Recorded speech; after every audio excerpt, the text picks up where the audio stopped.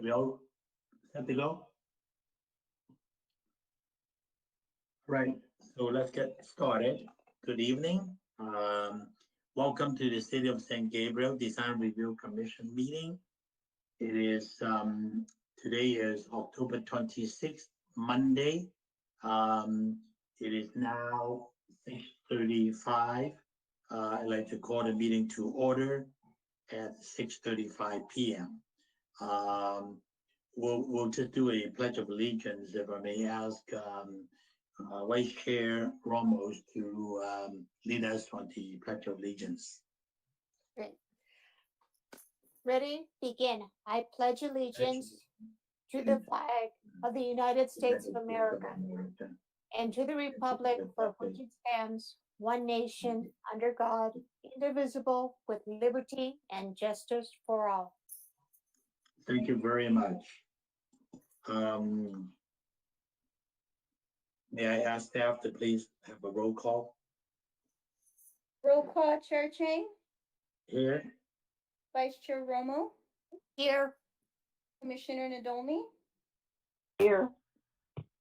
Commissioner Tu, Here. and Commissioner Salo. Oh, it looks like he just got here. Oh, you just called. Okay, here it is.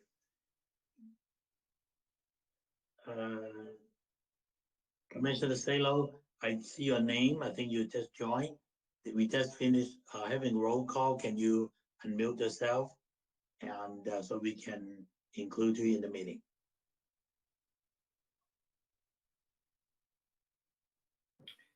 Hello, I'm here. Good, thank you. Appreciate that. Very good. All right. So so we have full commission tonight, and we have a quorum. Tonight's meeting is live stream on cable channel 3 and also our online platforms. Please email any public comments to drcpubliccomments@stch.org. That's drc-publiccomments@stch.org. No later than the time that the item is considered by the Design Review Commission tonight. Comments received after item has been considered will not be read into the record. Comments will be read by Executive Assistant Jackie Wong for up to 3 minutes each. To prevent any overlaps in comments, each commissioner will be called upon to speak. Public comment section. This is the time set aside for members of the public to address the Design Review Commission on items of interest that are not on the agenda, but are within the subject matter jurisdiction of the Commission. Pursuant to the Brown Act, the Design Review Commission cannot answer any questions or take any action until such time as the matter may appear as an item on the future agenda. Executive Assistant Wong, do you have any public comments received so far? Good evening, Chairman and Commissioners. No, we did not receive any public comment for this section. Thank you very much. We'll move on to presentation.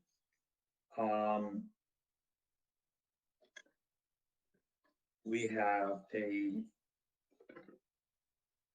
presentation of 162 West Fairview Avenue. It's a project preview, planning case number SPR 19-033, site plan review. This item is intended to provide information to the Design Review Commission about the new proposed two-story single-family residence at 162 South Fairview Avenue. The item was originally considered at the May 18, 2020 DRC meeting and was continued to a date uncertain. Does the applicant wanted to share that with us? There's no staff report on this, is there? No, Chairman Ching, there's no staff report. We do have the project architect Richard Su on the line though, and he has presented a PowerPoint presentation for us tonight. Very good. Thank you, Mr. Su.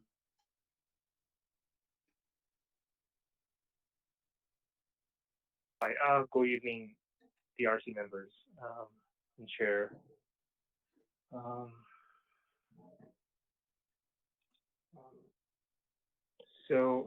Yes, I don't see the slide yet. Adam, can you set up the very first slide? Just let me know when you're ready. Slides are set up. Thank you. Okay, great. Good evening. So, in response to our previous meeting and the concerns of the DRC, we've made a number of revisions and to the previous design, and I want to show the DRC to see if there's any comments about the direction that we're taking. So in the slide in front of you, this is the site plan of the previous design. And Adam, can we go to slide number 2, please?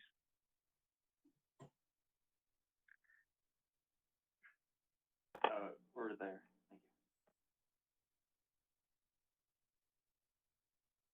Thank you. Thank you. So on the site plan, this is the currently proposed site plan. We reduced the 3-car garage to 2 cars in the back. Adam, please go to slide number 3, please.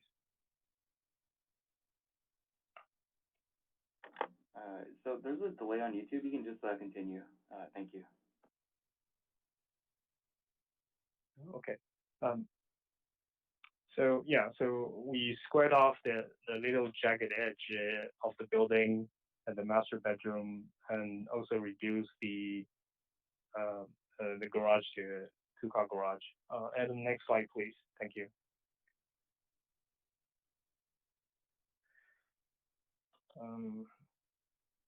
So this allows us to cut down a little bit on the lot coverage from 2,106 square feet to about 1,900 square feet.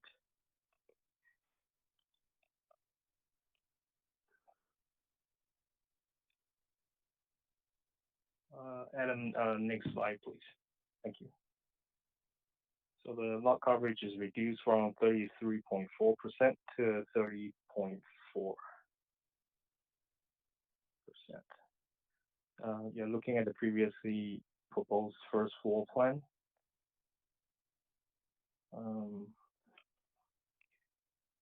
Next slide.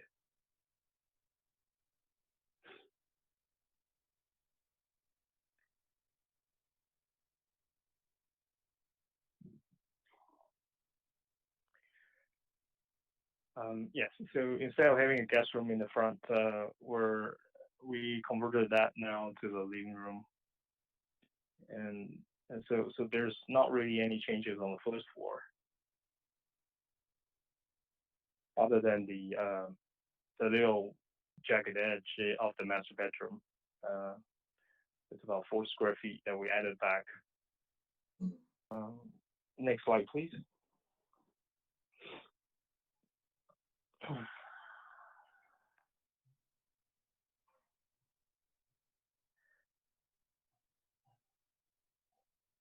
So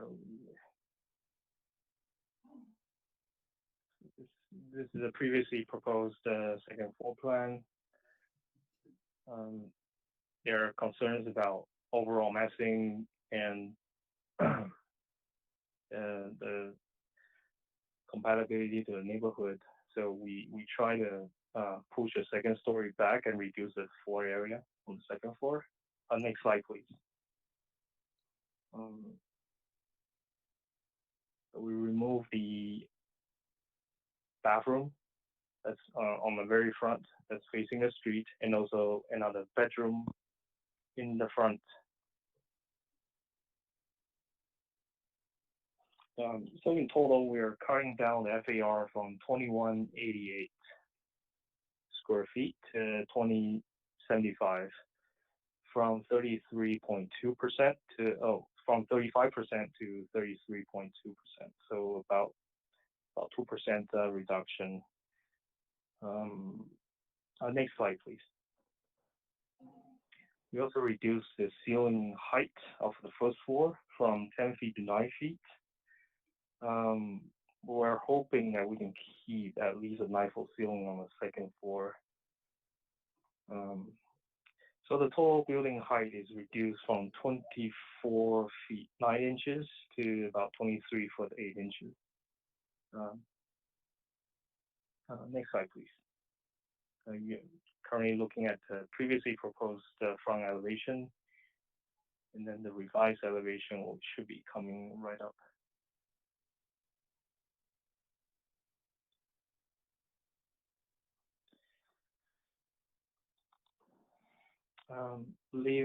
Actual living floor area has been reduced by 136 square feet from 2124 square feet to 1988.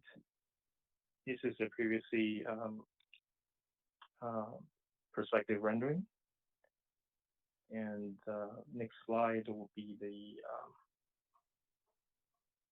revised rendering.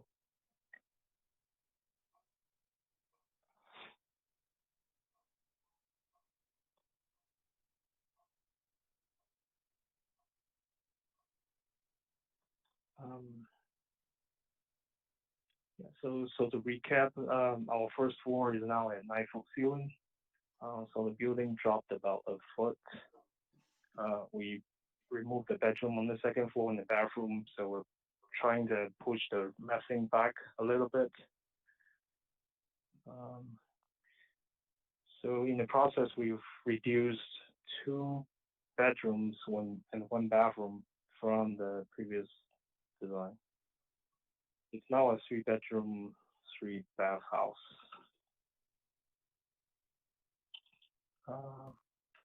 Final slide, please.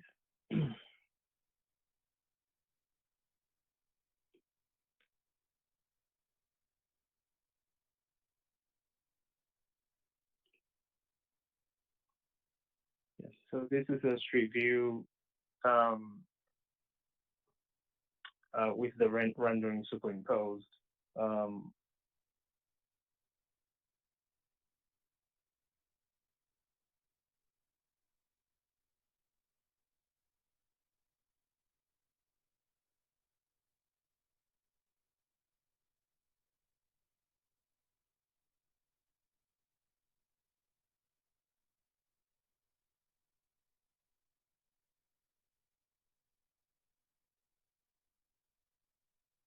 Okay, this is just last slide, right?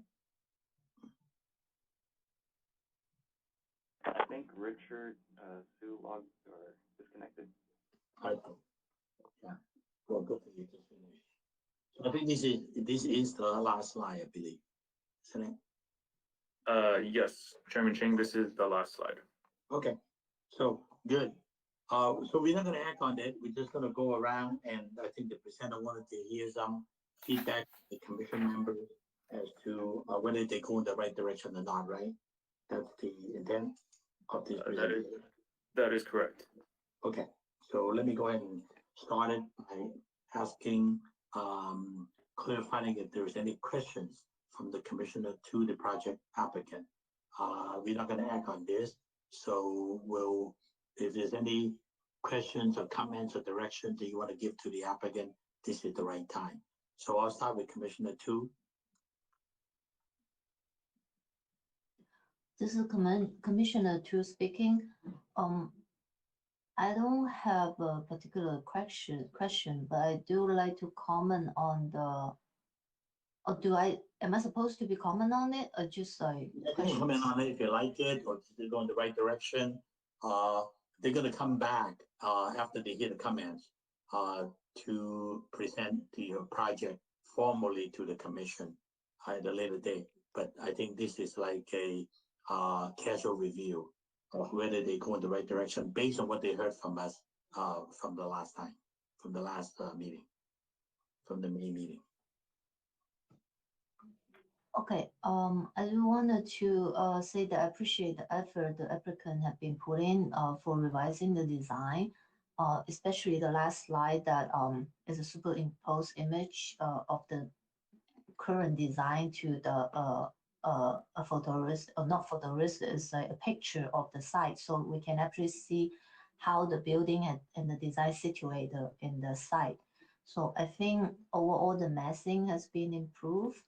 The massing has been reduced, and also the color, the selection of the color blends in with the surrounding pretty well.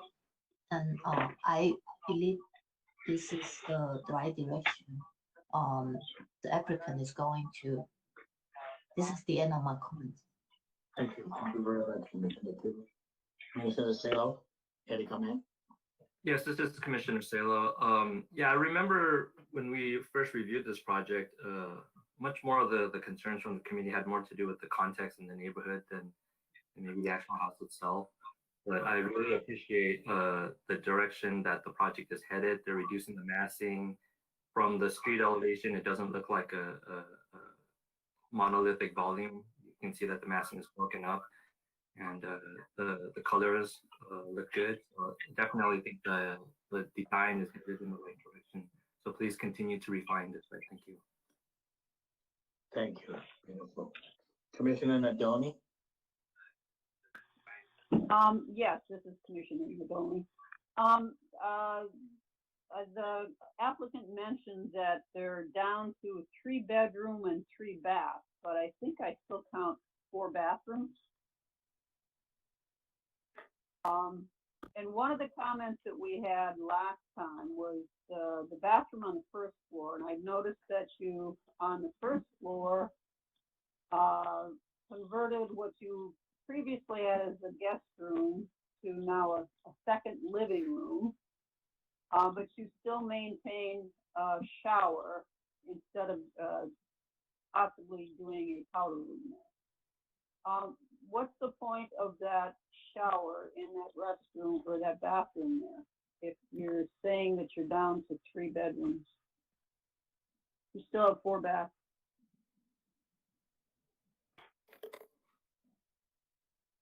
I am not sure if the architect called back in. I don't see his name on here. Can you hear me? Oh, okay, there we go. Yeah, sorry about that. Go ahead. Yeah, sorry, I was stopped out. Yeah, so we've so this is not a completed version. We just want to deal with the major kind of issues. Like I think last time there were comments about window heights and bathroom windows and all that. So that will be definitely be revised later on when we go back on the agenda. And as far as the shower, yeah, if that seems strange or anything, we have no problem removing that. The front guest room was never meant to be a guest room with no closet. It's really it can be used as a living room or a study. That was the original intent. So we have no problem removing the shower in the upcoming revision. Okay.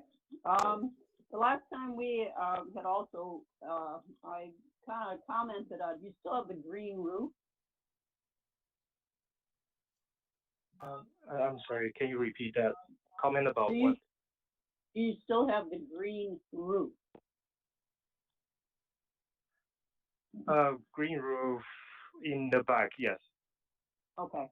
Yeah, so when you come back, if you could just make sure you cut a section through there so we can just kind of take a look at that.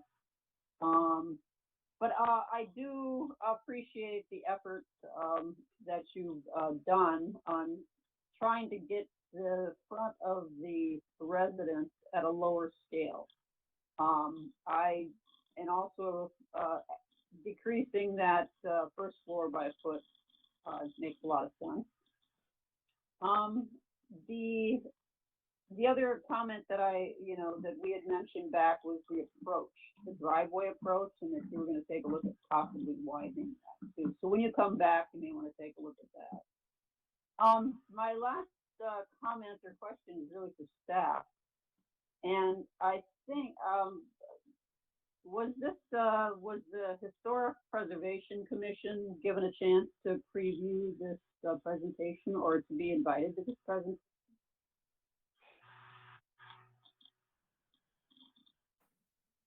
Anyone? Sam, I think it's on mute. Matt, did you hear the question? Or Anthony? Yes, so I could answer that.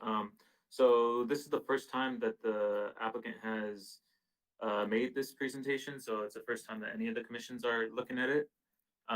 So right now, it's just so we could get that feedback and see how the design review commission felt about the comments that the applicant received last time. And when we have something that is more finalized, then we could take it to the necessary this commission for approval. And if it's recommended, we could take it to the historical. They wouldn't have, I don't believe they would have an acting or a determination to make on it, but they could provide comments and their feedback as well. Kind of like what we're doing tonight. Yeah, I think I looked back at their one of their last meetings, and I do remember that there was a comment, I think by staff to the Historical Preservation Commission, that they would inform them if there's anything coming in front of the other commissions that may affect certain areas that they were pursuing to have some kind of historical status. And I think this is one of the areas. So before it comes back to the Design Review Commission, I'd like to recommend that at least that they've had an opportunity to see the changes that have been made. So, Okay.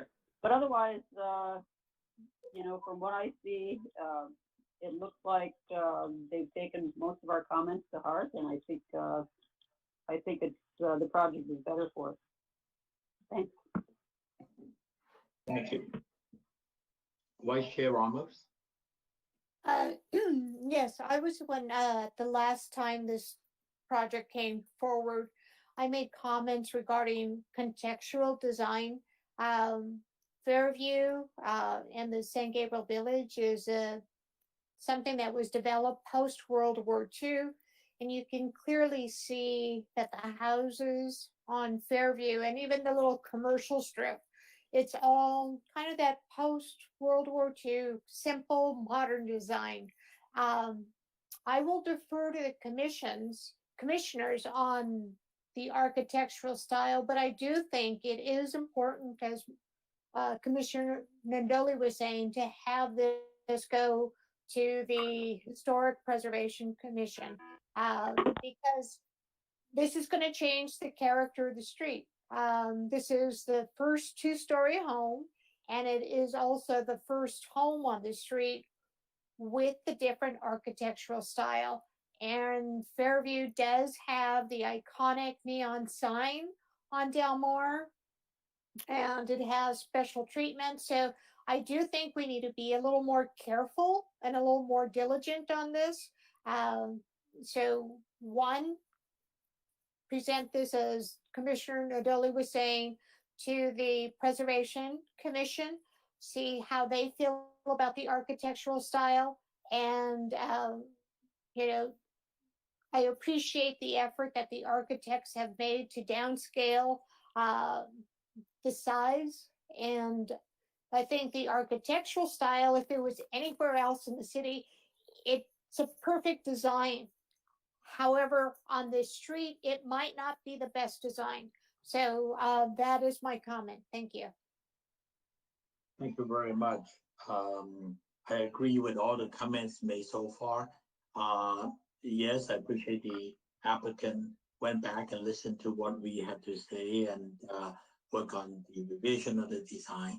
But I also agree with the comments about having the historical value looked at by the commission. So with that said, I think the applicant have the distinct and clear direction of which way to go.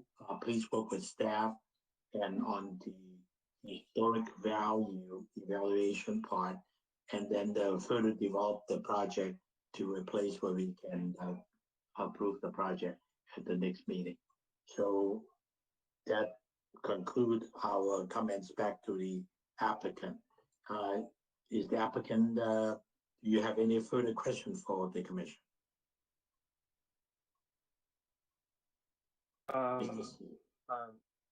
Not in the moment. Thank you. Okay, great, appreciate that. So please work with staff and the city architect to continue to develop the project. Okay, thank you. Okay, thanks. All right, so moving on to agenda item number 3, consent agenda. Consent calendar.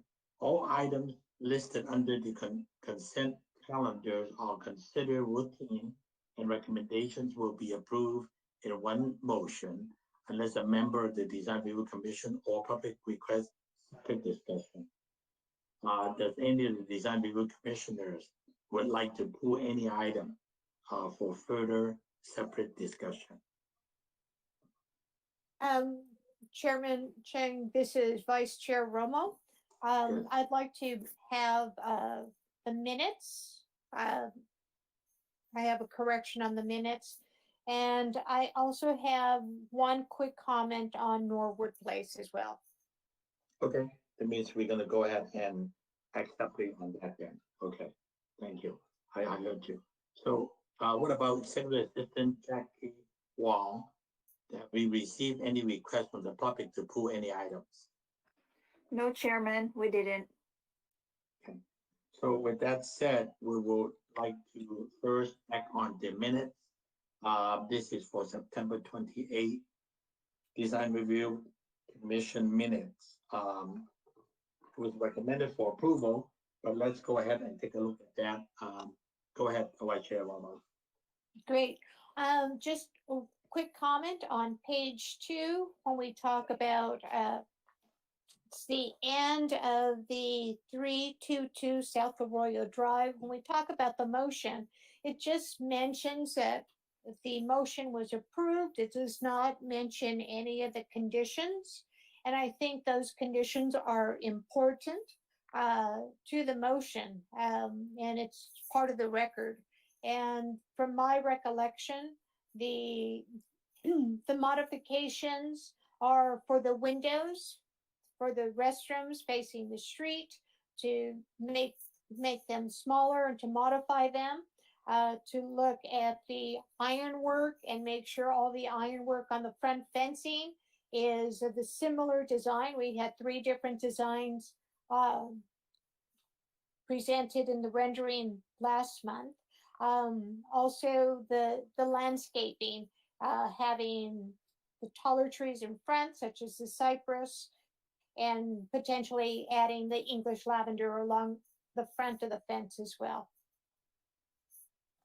Okay, you're talking about page 2 towards the bottom of the page, where staff report says 322 South Royal Drive with the added conditions of approval, except the added conditions of approval were not spelled out. Is that basically correct? Correct. Okay. So you would like to make a amendment to edit those specific conditions of approval to the minutes. Correct. Maybe I should ask now, do we usually do another record of the added conditions, or this is the only record we have? Or Chair Chen, this is Senior Planner Matt Chen speaking. Right. Yes, historically, we have been spell out the added conditions for approval, since those are specific condition to drive Okay. DRC discussion. So Okay. for now, staff will pay particular attention to this particular part. So make sure we'll add it and spell out the actual conditions. Very good. That's a good catch then, Vice Chair. So normally we do not do another resolution for another approval on record. This is it. Whatever is on the minute, that's what it stays there, right? So that's the case that we should go ahead and edit those added conditions, spelling them out, make it clear. All right. So thank you, Vice Chair Ramos. We will add those conditions by staff. Thank For the you. approval. All right. Any other approval or amendment comments on the minutes from commissioners? Hearing none, I'd like to ask for a motion to approve the minutes as amended. I so move. This is Vice Chair Romo. Thank you, Vice Chair. I need a second. This is Commissioner Two. I second. Thank you very much. Please call for the question. Roll call vote, Commissioner Two, Yes. Commissioner Salo, Yes. Commissioner Nadolny, I'll abstain because I was not at the meeting. Okay. Vice Chair Romo, Yes. and Chair Chang. Yes. Motion passed. Vote is 4-0, and 1 abstention. Thank you. So we move on to item number B, 506 East Norwood Place. It's also being approved by Vice Chair Ramos. And so Vice Chair Ramos, would you want to share with us with your comment on that one? Sure. Just looking at a little bit more detail on this project, I think with the front door, we do have a door in the attachment D, and I think it's important to have either a window or a speakeasy on that front door, so there's a little bit more of openness and permeability, and add a little bit more street appeal. That is my only comment. I see. Is the applicant on the phone on this particular project? Yes, Chairman Chang, this is Assistant Planner Alvarado. We do have Peter Tai, the project designer, and I believe Benjamin Tai, the owner, on both of them are on the line. I see. Okay. Yeah, Mr. Tai, you heard the comments made by Vice Chair Ramos. Do you want to react to that, or do you want to answer to that comment? Hi, this is Peter Tai. Yes, I will work with the city staff, planner Anthony, to make that revision. Thank you. Very good. Okay, so with that one added condition, I guess the applicant, would have no issue accepting all conditions of approval plus this last one. So they like to any further comment or any further input from anybody on this particular project? Hearing none, I'd like to entertain a motion for approval with this project with the added condition. This is Vice Chair Romo. Making a motion to approve with the condition to add a window or speakeasy on the front door. Thank you. Do I hear a second on the motion? This is Commissioner Salo. I second that motion. Thank you, Commissioner Salo. Please call for the question. Roll call vote, Commissioner Two, Yes. Commissioner Salo, Yes. Commissioner Nadolny, Yes. Vice Chair Romo, Yes. Chair Chang. Yes, Motion passed. Vote is 5-0. thank you. So this is fine. That would be 18056. So I guess the motion for approval, including the resolution of the design review commission. All right, so we move on to public hearing number 4. I would ask the staff to please read the comments for the public. Yes, good evening, and thank you for participating and tuning into tonight's Design Review Commission meeting. My name is Samantha Tiwasar, Planning Manager with the Community Development Department. There are 3 public hearing items tonight.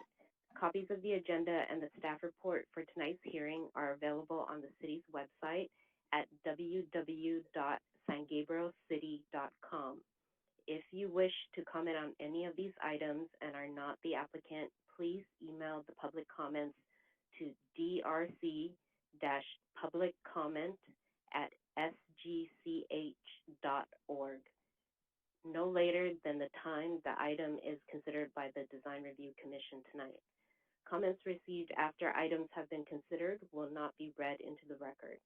Any decision made by the Design Review Commission tonight is appealable to the City Council. The deadline for filing an appeal application concerning a decision made tonight is Monday, November 9th. Otherwise, any decision made tonight will be effective on Tuesday, November 10th. If you wish to appeal an application, please contact the project planner for the applicable application and fees. For each item tonight, staff will provide a summary of the staff report, followed by comments or presentation from the applicant. Then the public hearing will be opened and the recording secretary will begin reading aloud the public comments that have been received during the hearing. Each comment will be read for up to 3 minutes. After the public comments are read, the applicant is provided the opportunity to rebut if they choose. Prior to the close of the public hearing, the commission will ask questions of the applicant, staff, or the city architect.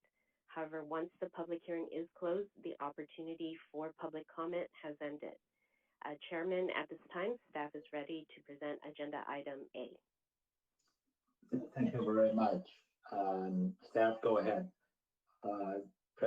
Item number A is 216 North Pine Street.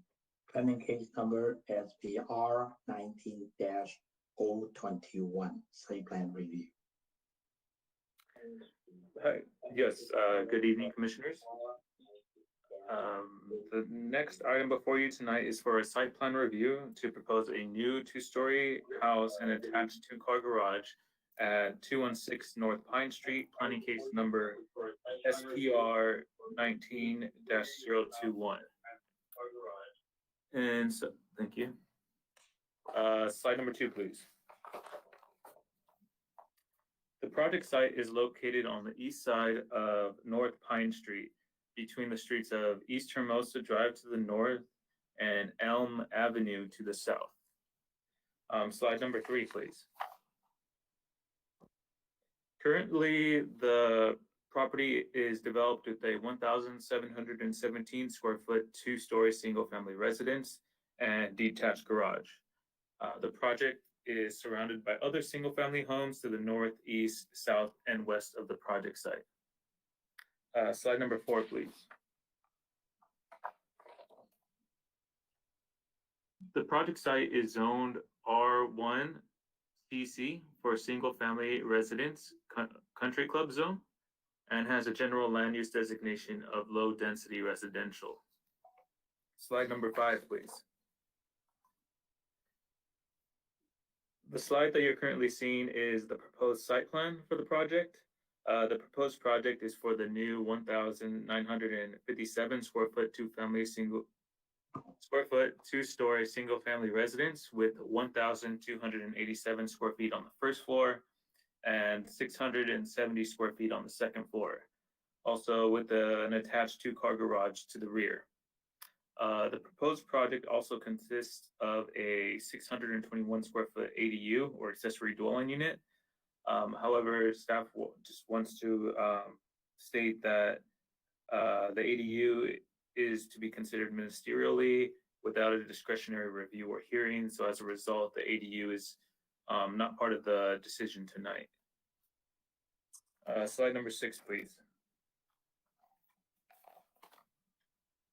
The proposed architectural style is a Mediterranean Spanish colonial that has many elements in the project that are evident of that style, such as the recessed windows in a variety of sizes, a deep front porch entry with a arched opening, and decorative features such as the terracotta vent clay pipes.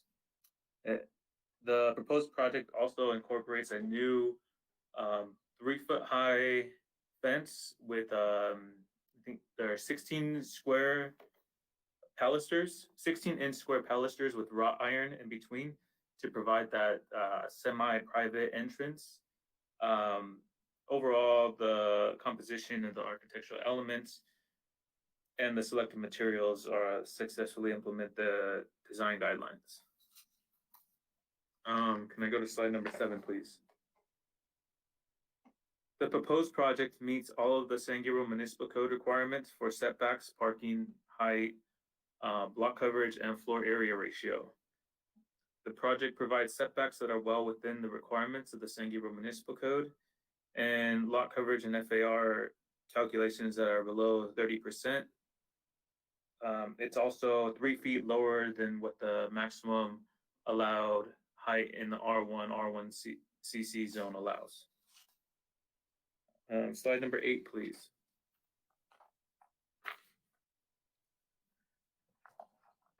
The San Gabriel Municipal Code requires a comparison of 1-story versus 2-story homes within a 300-foot radius of the project site. Currently, there are 10 properties with the 2-story residence within the 300-foot radius. The project site is highlighted in red on the slide above, and a photo survey of the other properties have been included with your packets tonight. Slide number 9, please. The land use designation for this property is low density residential, which would allow for this project, and also meets the following goal of the general plan, which is community design goal 10.3, which is to create designs that live and breathe with San Gabriel's neighborhoods as they themselves live and breathe. Slide number 10, please.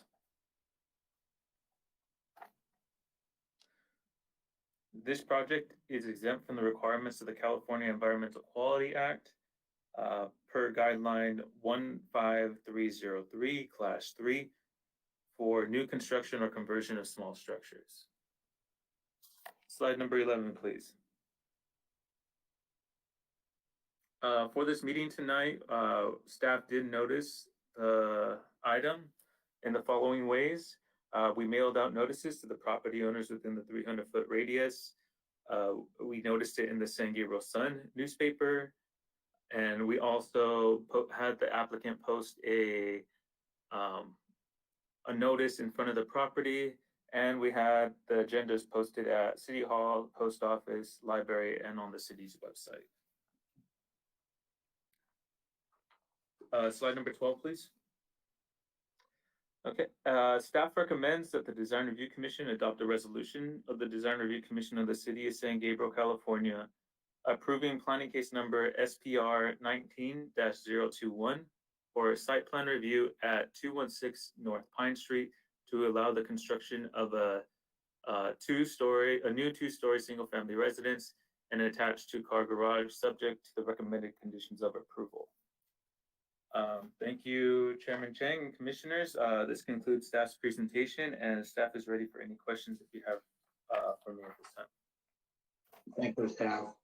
Any questions from the Commissioners to staff regarding this project?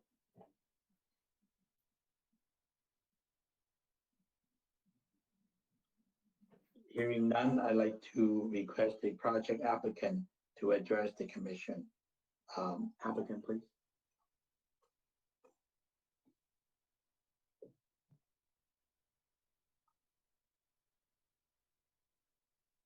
Is the applicant for this particular project on the? Yes, I believe they're on the phone. Cayman, live? Hey, Anthony, can you hear me? Yes, we can hear Hello. you. Thank you. Oh, hi. Good evening, commissioners and staff. My name is Cayman Lai. I'm the project designer of this proposal, and I'm glad that we can present this project in front of you tonight. We have no problem with accepting all the conditions of approval, and I'm more than happy to answer any question you may have. Okay. Thank you. You do not have anything further for us, right? I have a few points I like to mention before you comment on the project. Yes. For this project, the total, as you can see on page A1, it has the site plan there and project information. The existing house is also a two-story house. There are a couple of two-story houses across the street, and there are many more two-story houses on Hermosa Avenue. The existing house on property right now is a two-story house, has 1,700 square feet, and the proposed new house is also a two-story house, only has 200 square feet bigger than the existing house. So the net increase of the main house is not much, and the second story is further setback from the proposed front wall of the first floor. So the second story massing is considered as minimal to typical new house in the area. Also, when we start this project, we have considered, there is a mature tree in the front yard that we really like to preserve the tree. And that's why we changed the driveway entrance from the south side to the north side. The only reason is to preserve the tree. And this mature tree will help establish this house, make it look like a house that would fit in the neighborhood. Also, the fence proposal is because in this neighborhood, in the nighttime is very dark. There's not the public street light is insufficient. There are a couple of houses also has either a picket fence or a tall hedge, as a front yard fence. So we are proposing a semi-transparent fence, just to give the owner a sense of security, and also the fence is set back from the front property line per code. For the style itself, right next to the proposed, right next to the subject property on the south side, there are two single-story houses. They are both considered as Spanish colonial revival style. And also for those newer homes on Hermosa Drive, on the north side of Hermosa Drive, they are also considered as a more modern interpretation of the Mediterranean Spanish colonial style houses. So we feel that the size of the house, the style, are very compatible to houses around this area. And I am more than happy to answer any question you may have. Thank you, Mr. Lai. Let me go to the commissioners for question to the applicant. I'll start with Commissioner Tu. You have any question for the applicant? Yes, this is Commissioner Tu speaking. From this application package, I don't see any material board to indicate the actual material being chosen for the project.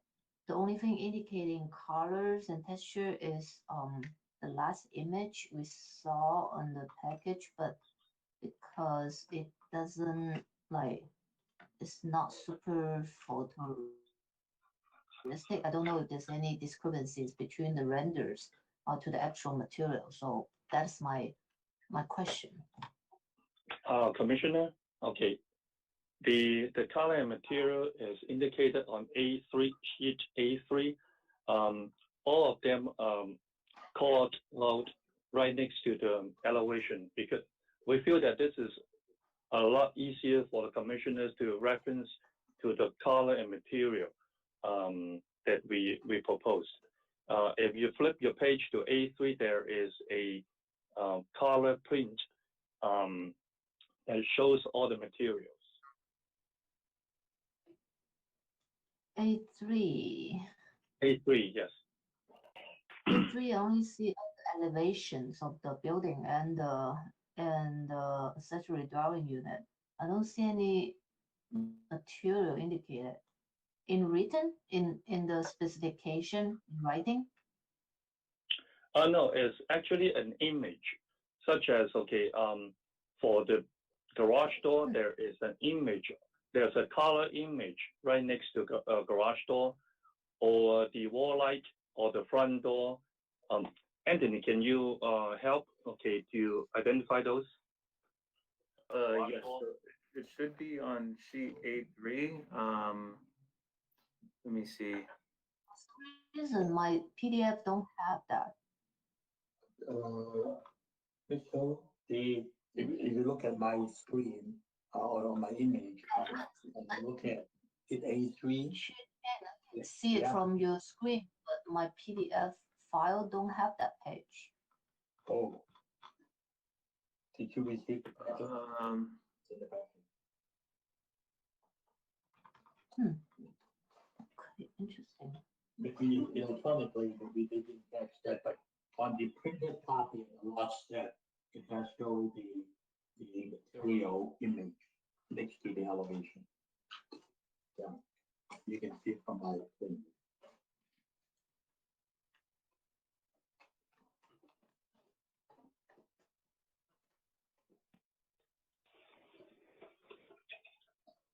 No, the PDF, I mean, at least on my computer program, it doesn't show. Oh. Okay. I don't know if there's any technical issue. Commissioner, that is a hard copy that we submitted to the city. The planning department supposed to send each planning commissioner a hard copy. The hard copy has color. Okay, so the digital copy doesn't have the same information, right? Is that what you're saying? I believe the digital copy also has the color.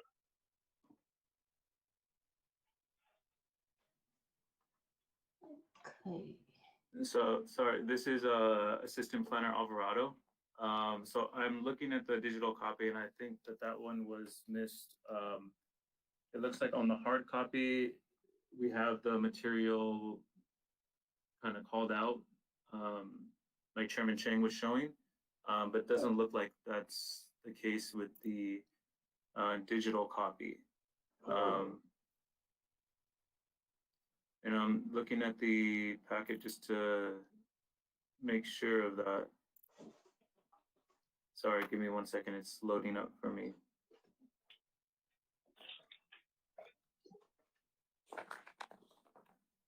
So Commissioner, did you receive your hard copy? Do you usually get the hard copy in your packet? No, because I am far away. So I don't know how to get a copy. I look at the digital. Yes, so sorry, Commissioner, again, this is Assistant Planner Alvarado.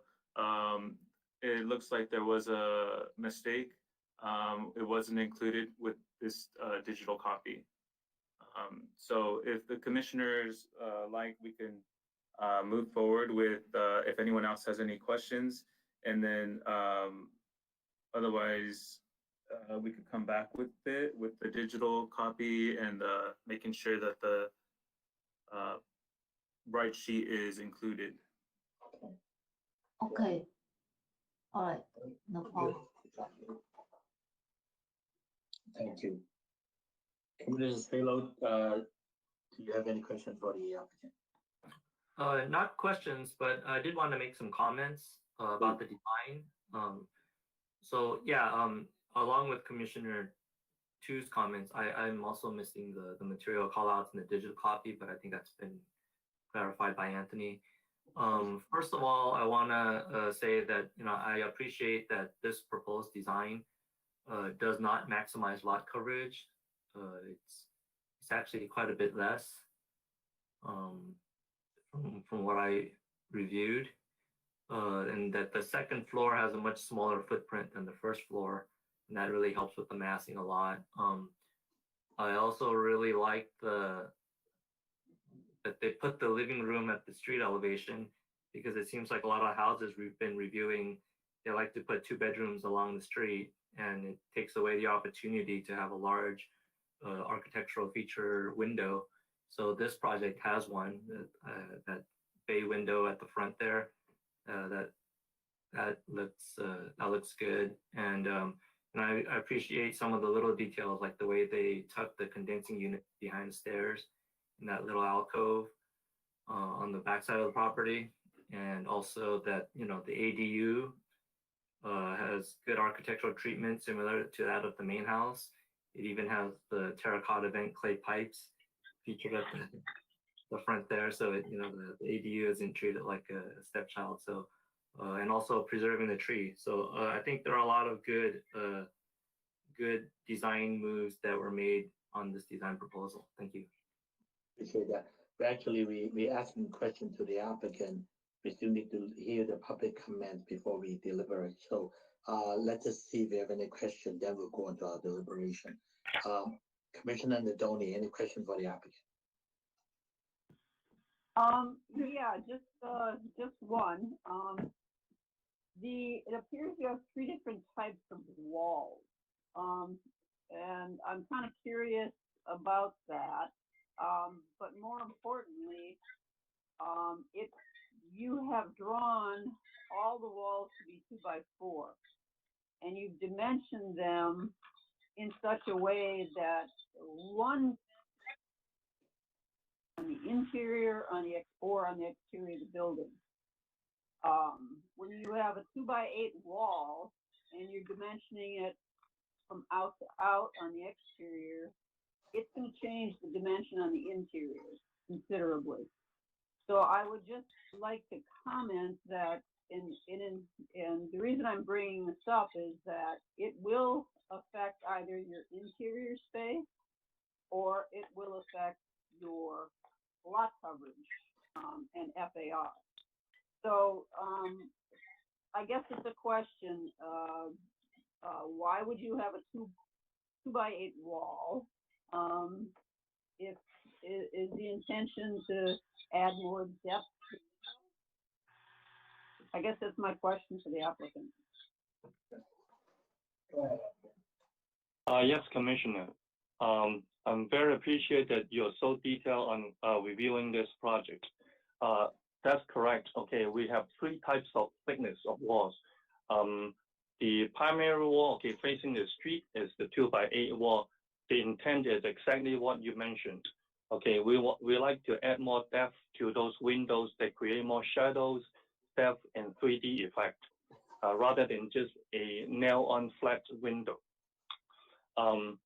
The dimensionings are all from exterior foundation to exterior foundation.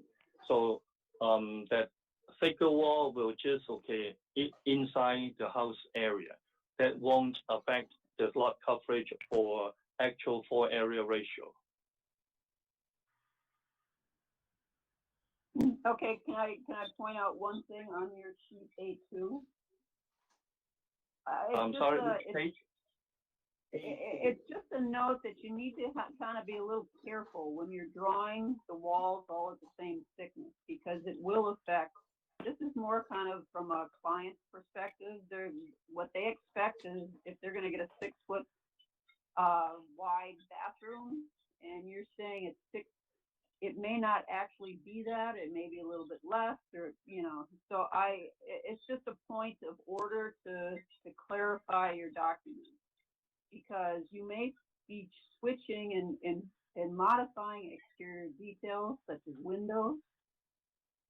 If you find that you can't do anything to change the interior dimensions of, for example, a bathroom, which are limited, right? So it may affect your exterior. It's one of the reasons I'm bringing it up.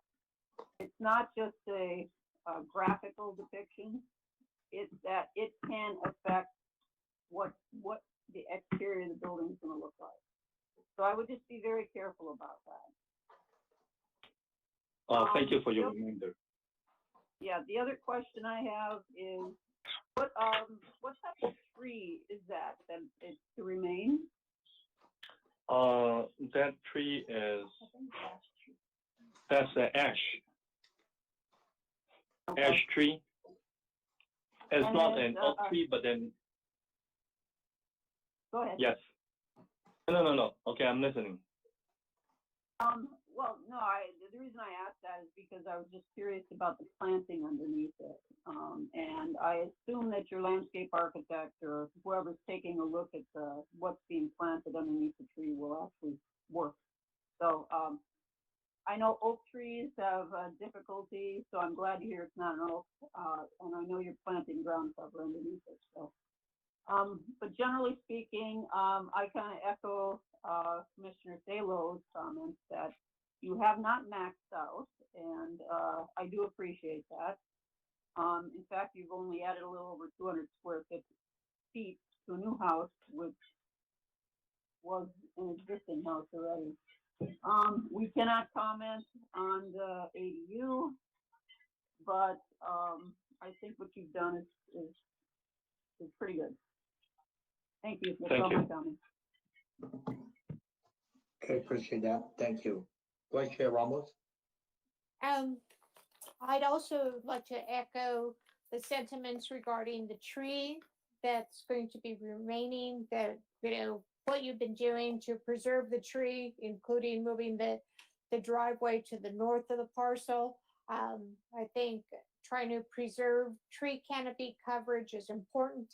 And when you have a nice mature tree, that's something that a lot of people don't really care about, but it's extremely important to our environment. I'd also like to make a different comment that no one has stated yet, and it's regarding the covered porch. I'd like to see, and it would change the architecture of the front of the house, but to extend the porch all the way to the north boundary of the house. So you have a shaded area in front of the living room. That front porch is extended so you can have a place for plants, sitting, relaxing, and especially when you have an ADU, it might make a nice place for the residents of the front house to sit in front of their house and kind of have some coffee or tea. When you look at historic properties that are Mediterranean or Spanish colonial revival, the porch is rather large, and you would also, having a shaded structure in front, you would have less direct light into that front living room. And when you have that western sun in the afternoon pouring into the house, you might be able to save on, electricity with AC, because you have the tree on the other side of the property, but on that northern part of the frontage there, that's open, so that would be getting more sunlight. So it's a suggestion, and we'll go from there. That's my only comment. Thank you very much. There's a lot of good comment made. I don't have any further question for this one. When we go to deliberation, we'll share that comment later. So without further question, I'd like to see if the public has sent in any written comments to Executive Assistant Wong to receive anything. on this application? Yes, Chairman, we received one, Okay. and it's from Eric and Roxy Cow. It says, hello, I have a question regarding the construction of the single resident on 216 North Pine Street. I live right next door at 220 North Pine Street. I'm in the process of getting solar panel. Will this new 2-story single living home interfere with my solar panel? Will I be able to get a drawing of this new construction? Thank you. That's all, Chairman. Thank you very much. Okay, I guess maybe staff can answer that particular question. I think once we depend on what the outcome is on this voting later, that I think we can share that with the neighbor next door. So we'll leave it at that. So with that said, it is now 7:40. And since we did not receive any further comments, the public portion of the public comment is now closed. The city staff have any comments on this particular application?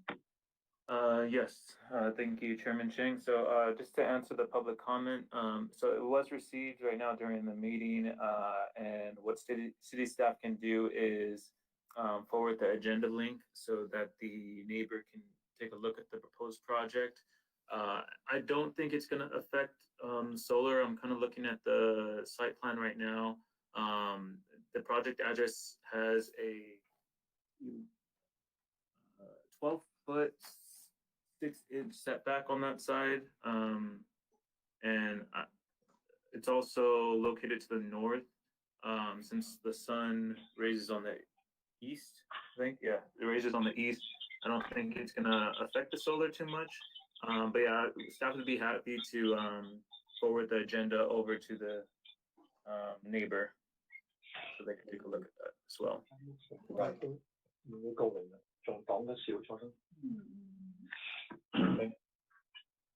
Right. Okay, hearing none, no further question. Does the applicant want to have any further input based on what you just heard from the commissioners and staff and the neighbors? Thank you, Chairman Cheng. Well, for the solar panel, okay, I think, okay, the new proposal would better benefit the neighbor because our existing house the driveway is on the south side. Now we're shifting the entire house to the south, leaving a 12-foot driveway on the north side. That being said, that the new 2-story portion is further away from the neighbor's house, so that would help them to getting more solar energy. The last question is, the last response I have is for the front porch. We have considered different options of the front porch. The final design with a not too big a front porch, providing a shelter for the front doors, as to so that the bay window can show up more to the street, to the front elevation, to add more interest to the front elevation. If a porch, a covered porch is added, then that will pretty much hide that bay window and the bay window roof from the elevation. Thank you. Okay, we appreciate that. Thank you. If I can comment, Chairman, this is Vice Chair Romo on that. Yes. When you have the extended porch, I think that becomes the architectural feature in the front that would definitely add beauty and curb appeal.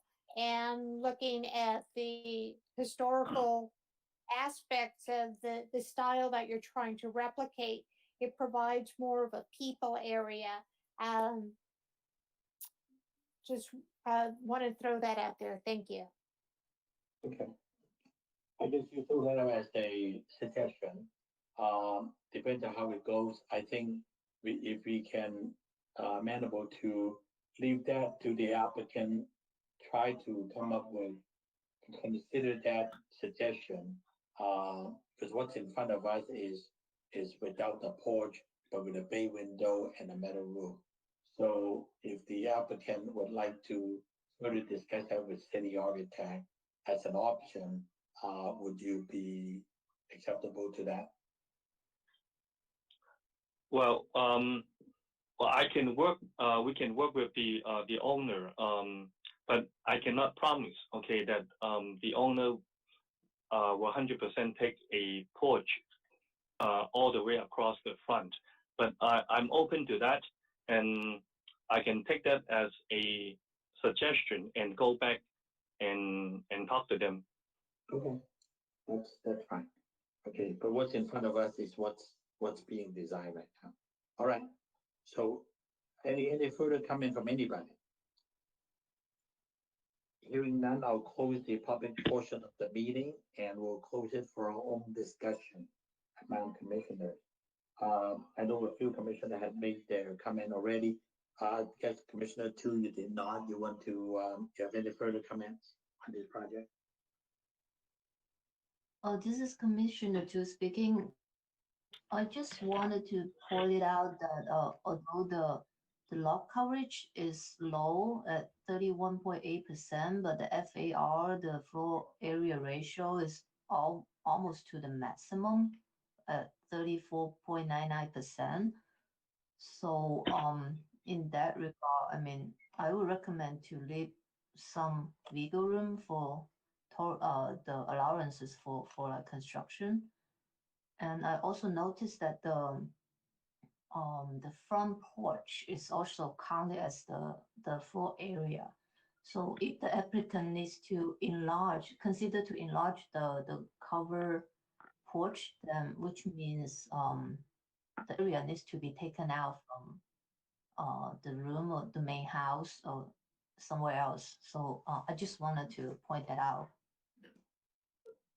Chairman, yes, Chairman Chang, this is Planning Manager Samantha Tiwasart. Yes. For the record, staff does want to mention that public comment was received at approximately 7:20 this evening. So Chairman, if you would like to reopen the public hearing so that email can be read into the record, that would be staff's recommendation at this time. Appreciate that. So let me hold the discussion and deliberation temporarily, and we'll move back and reopen the public portion since something was sent in at 7:20. So staff, please read that to us. Hi, Chairman Chang. Okay, one email is from Diane Moreno stating, where is the attached two-car garage? That's all. Where is the two-car attached garage? That was the question. Yeah, where is the attached two-car garage? Okay. I guess staff can answer that. Yes, Chairman Chang, this is Planning Manager Samantha Tiwasart. If the board can look on sheet A-2, that would be is attached to the house at the rear. Okay. It's also A21 too. And A1 and A2. Yeah, it's all there. So hopefully that answers to the neighbor section. Did she leave a address and name for that person that ended at 7:20? Do we have a name of that person? It's Diane Moreno. Oh, Diane Moreno. Okay, so let's make sure we have that for the record.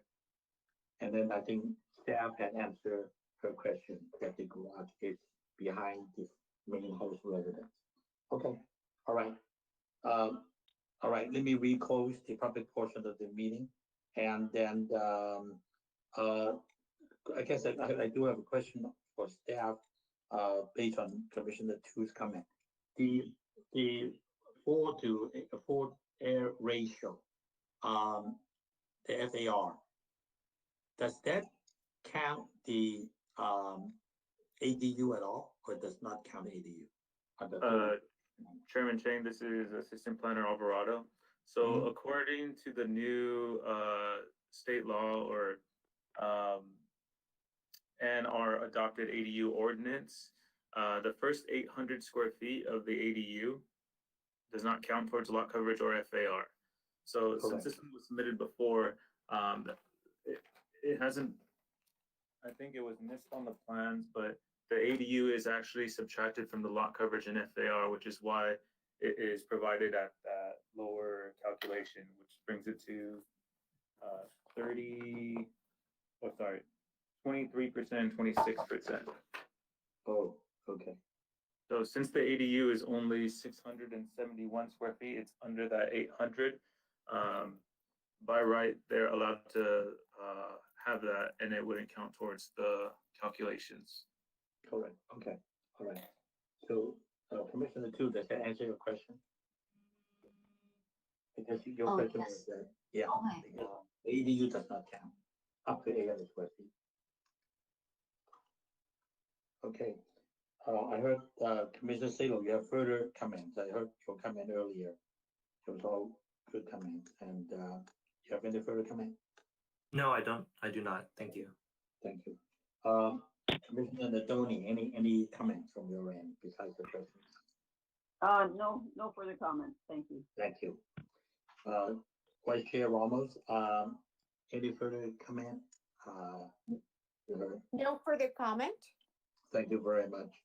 Okay, I'll conclude by saying that all the comments made earlier that I heard are basically very positive. I appreciate the applicant and the owner trying to work in a nice building within that perimeter of the air ratio, the floor to area ratio, the height, and the consideration of preserving the trees and all of that.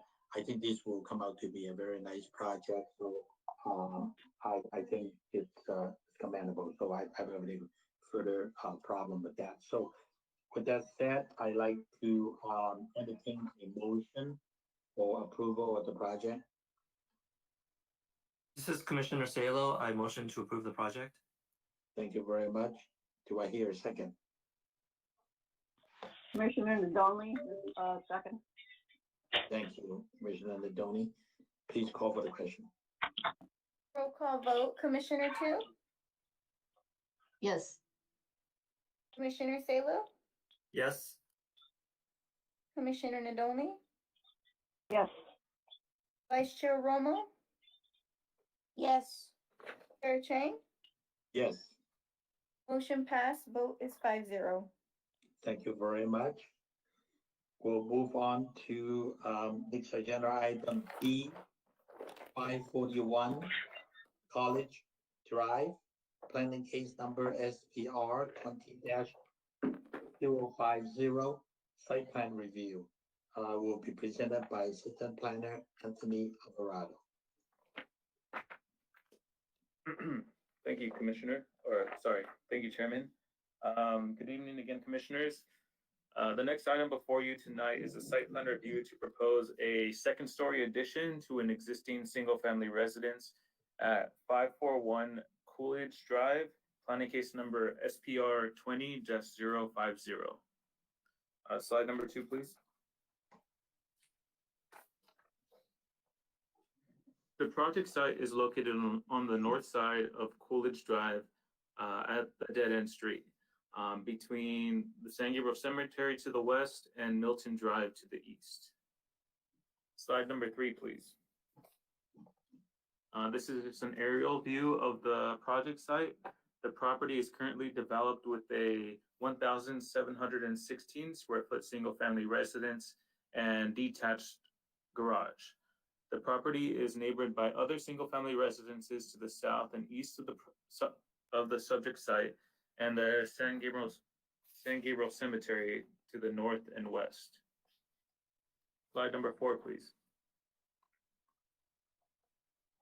The project site is zoned R1 for single-family residence and has a general land use designation of low-density residential. Slide number 5, please. The proposed project is for a new 777 square foot second story addition to the existing one-story single-family residence. The project looks to maintain the existing footprint of the structures of the first-story house, one-story house, and the garage. Slide number 6, please. The proposed project also looks to maintain the existing architectural style, which is a minimal traditional style. This proposed project provides / maintains elements that are evident of the style, such as the gabled roof, multiple divided light windows, either being casement or double hung.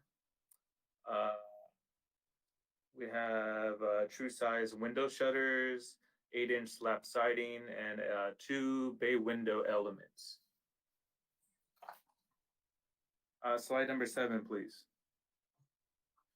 The proposed project meets all of the San Gabriel Municipal Code requirements for setbacks, parking, building height, lot coverage, and floor area ratio. The project provides setbacks that are within the requirements of the San Gabriel Municipal Code, and a height that is about 4 feet less than the maximum allowed height in the R1 zone. Both of which help the massing effects that it can have on the neighboring properties. Slide number 8, please. The San Gabriel Municipal Code requires a comparison of 1-story to 2-story homes within a 300-foot radius. There are currently 3 properties with a 2-story residence within this radius. The project site is outlined in red, and the subject sites are outlined in blue. Or sorry, not the subject sites. The other second stories are highlighted in blue. Photo survey of these properties have been included in your packets tonight. Slide number 9, please. Thank you. As mentioned before, the land use designation for this project site is low density residential. And it also meets the following goal of the general plan, which is community design goal 10.3, create designs that live and breathe with San Gabriel's neighborhoods as they themselves live and breathe. Slide number 10, please. This project is exempt from the requirements of the California Environmental Quality Act per guideline section 15303, class 3, for new construction or conversion of small structures.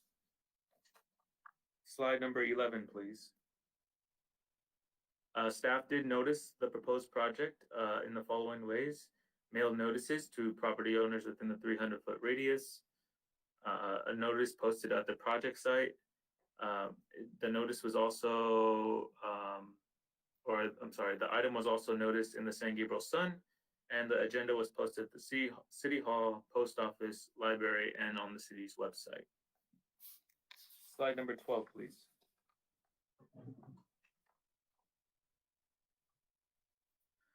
Staff recommends that the Design Review Commission adopt a resolution of the Design Review Commission of the City of San Gabriel, California, approving planning case number SPR 20-050 for a site plan review at 541 Coolidge Drive for an addition of a new second story to an existing single-family residence, subject to the recommended conditions of approval. So this concludes staff's presentation. Staff is available for any questions. Otherwise, we have the property owner and the architect on the line, and they have also prepared a presentation tonight. Thank you, commissions. Thank you very much. Any question for staff, commissioners?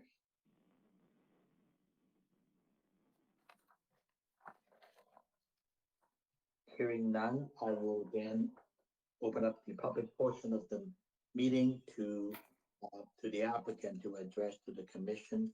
Applicant, if you have any presentation, please move forward with it.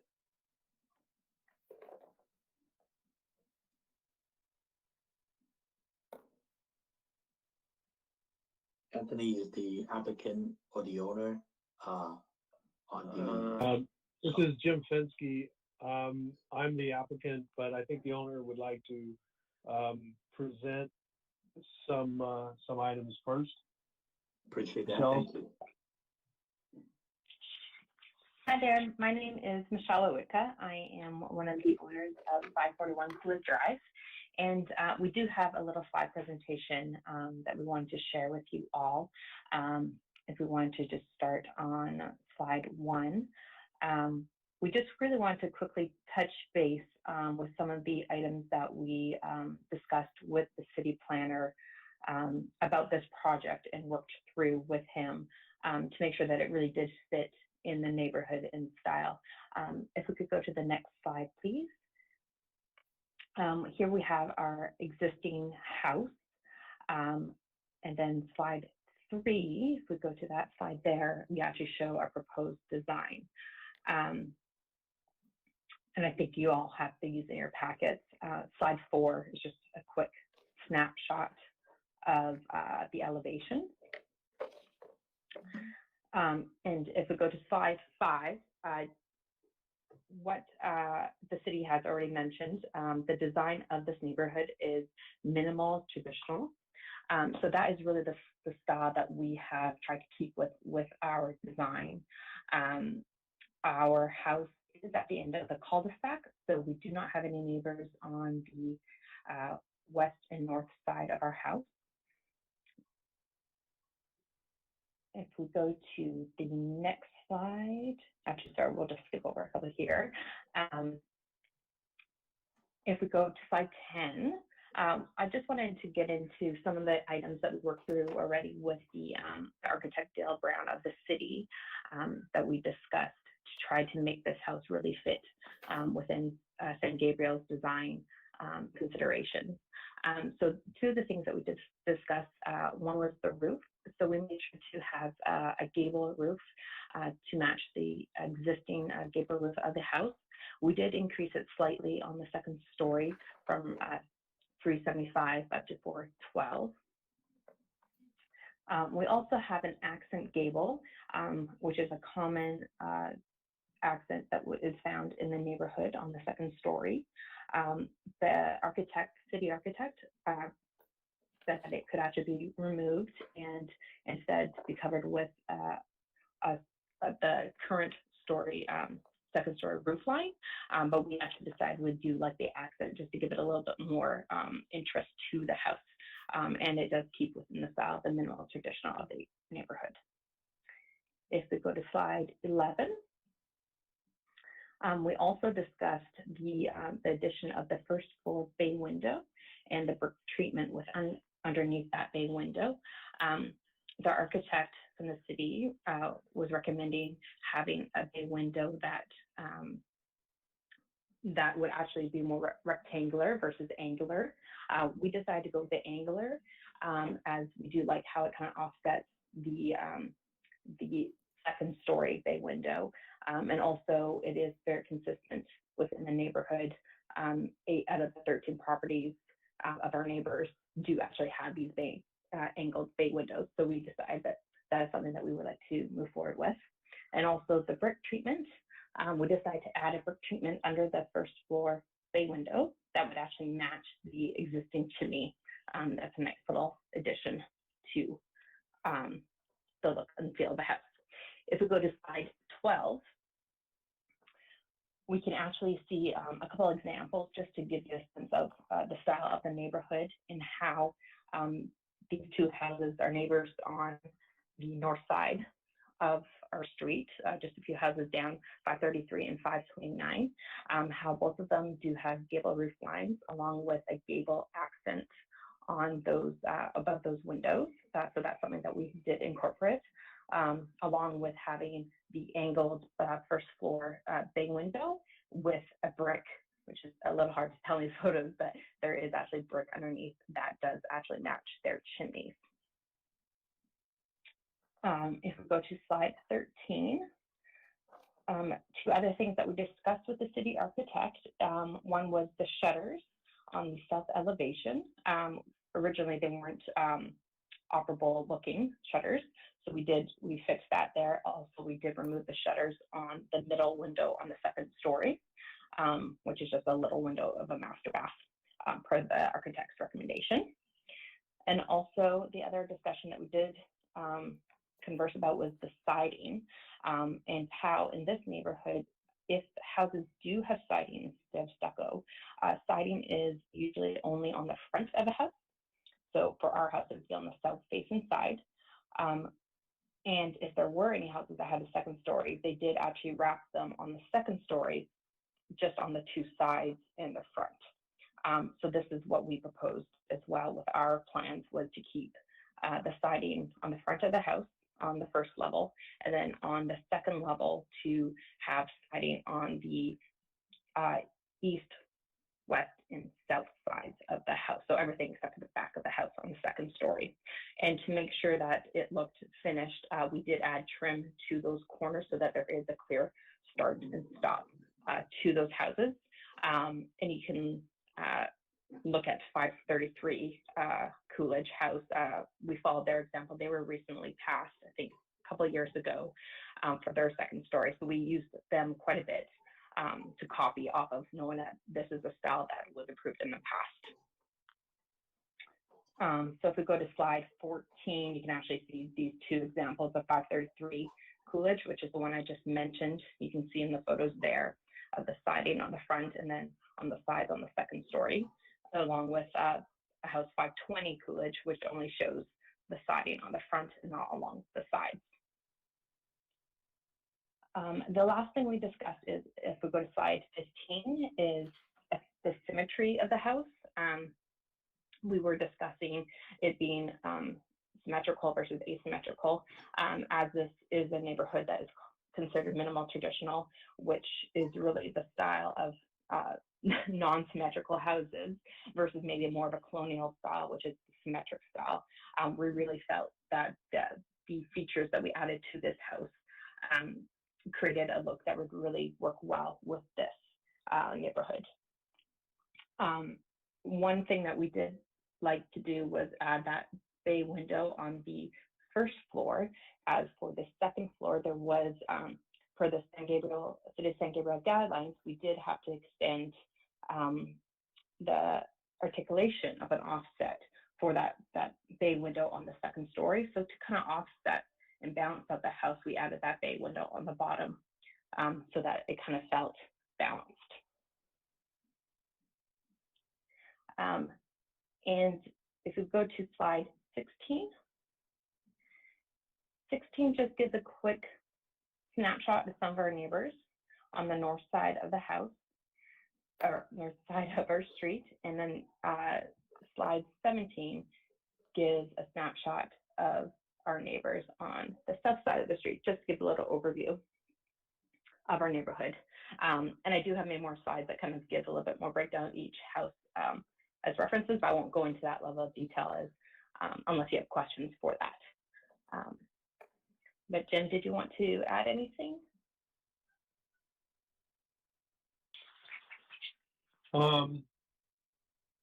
Let's see. As concerns the shutters, you can see on Michelle's slide 17 that all of the shutters in the neighborhood are not, they don't appear to function. They're not the size that we have. So we were asked to enlarge them so that they didn't look decorative, but these obviously are. So, and I agree with Michelle about the angled bay. If it's prevalent, if it's throughout the neighborhood, then I think it goes well. It fits in the neighborhood if you replicate it on this design. And as far as the gable goes on the second level, I think it adds a lot. It adds a nice detail that without it would be kind of boring. I think this one it really helps the facade quite a bit. I think that's it. Hey, well, thank you very much. Appreciate the owner and the architect both share this with us. Thank you very, very much. Let me now open up the public comments to any writing comments. Executive Assistant Wong, did you receive any further comments? Yes, Chairman Chang. Can you hear me? Yes, we received 4. Okay, go ahead. Okay, the first one is from Roland Pilemom at 537 Coolidge Drive. It says, Dear Chairman Chang and Design Review Commissioners, my wife, son, and I reside at 537 Coolidge Drive in San Gabriel, which is directly next to 541 Coolidge Drive. The proposed second-story addition at 541 Coolidge Drive will significantly and negatively impact the privacy of our backyard pool area. The proposed second-story windows, 5 separate windows, shown in the east and north elevations on Architectural Plan A4, will have direct sight lines to our pool area, an area where we frequently gather. A second-story addition was recently added at 533 Coolidge Drive, directly next to us opposite of 541 Coolidge Drive, as shown on page 4 of the site plan review. The recent second-story addition at 533 Coolidge Drive has a single window with direct sight line to our pool area. We do not want further negative impact to our privacy. Considering the adverse impact to our privacy, 5 separate windows with direct sight lines to our pool area associated with a proposed second-story addition at 541 Coolidge Drive, we request that Chairman Chang and the DRC commissioners deny approval of planning case number SPR 20-050 for a site plan review to add a second-story addition to the existing single-family residence of 541 Coolidge Drive. Sincerely, Roland Pilemon. Second is from Nicole and Ryan Welch at 540 Coolidge Drive. Good evening. We live at 540 Coolidge Drive, directly across from the subject property. We are supportive of the house additions and project approval and believe the improvements will help boost the overall home value in our neighborhood. Sincerely, Nicole and Ryan Welch. Third public comment is from Javier and Susan Parino at 529 Coolidge Drive. Good evening. My husband and I have been residents of San Gabriel on Coolidge Drive for 22 years now. We love our neighborhood and especially the growing families now living here. The Roselles are a great new addition to our Coolidge community.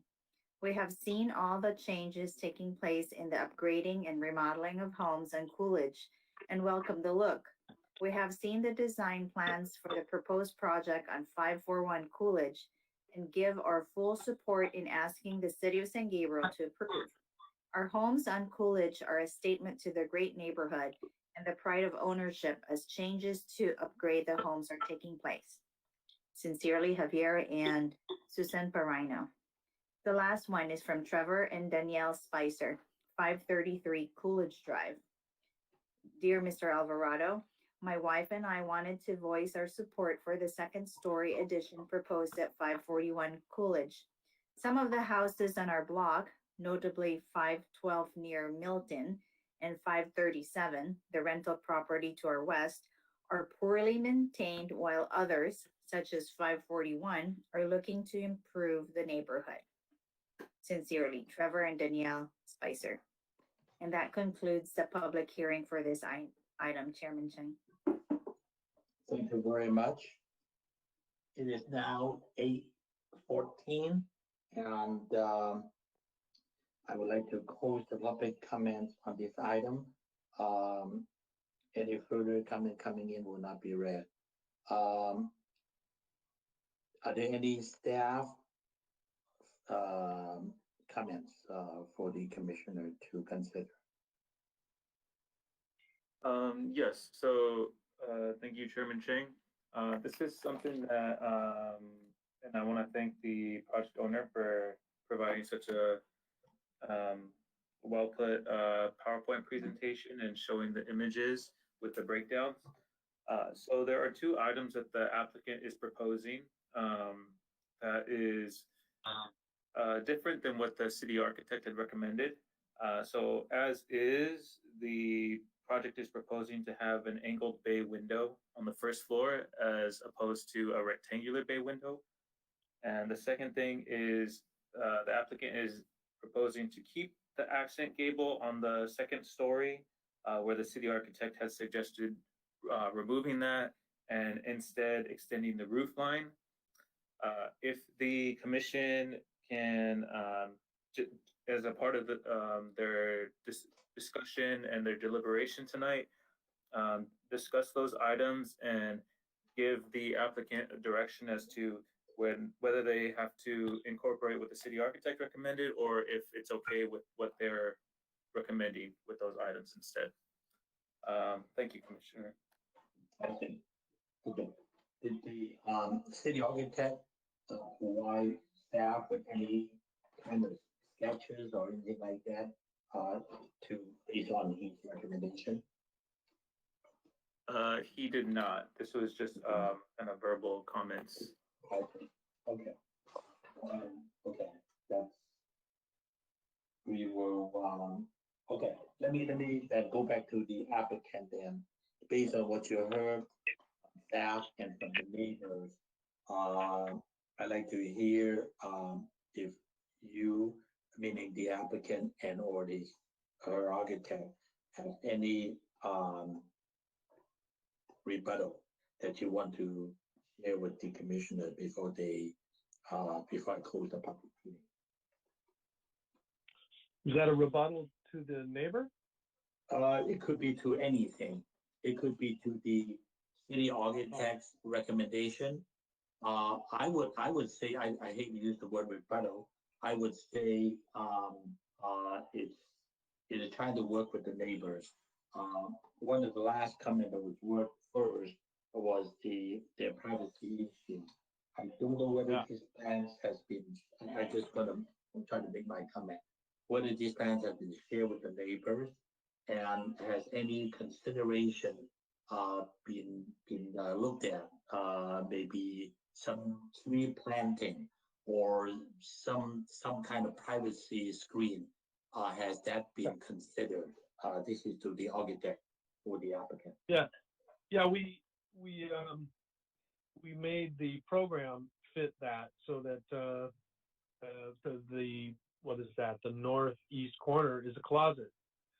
So the windows are merely there for proportion and scale from the outside, so it's not just a blank wall, but it's a closet. So its clothes are hanging. It's not meant for viewing really, and they're fairly small. The windows on that corner are 2 feet by 3 feet, so it's not like people are going into the closet to view somebody lounging by their pool. It's more like we made the conscious decision to make that a not very highly used room. And I suppose we could put some translucent but not transparent material in the glass, but it's not meant as a viewing platform, and it seems odd that you would deny somebody a second story because of somebody's privacy concerns. So that's what I would propose.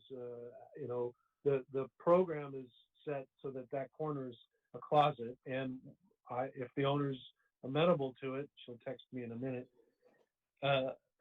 Maybe we could put in some translucent but not transparent glass.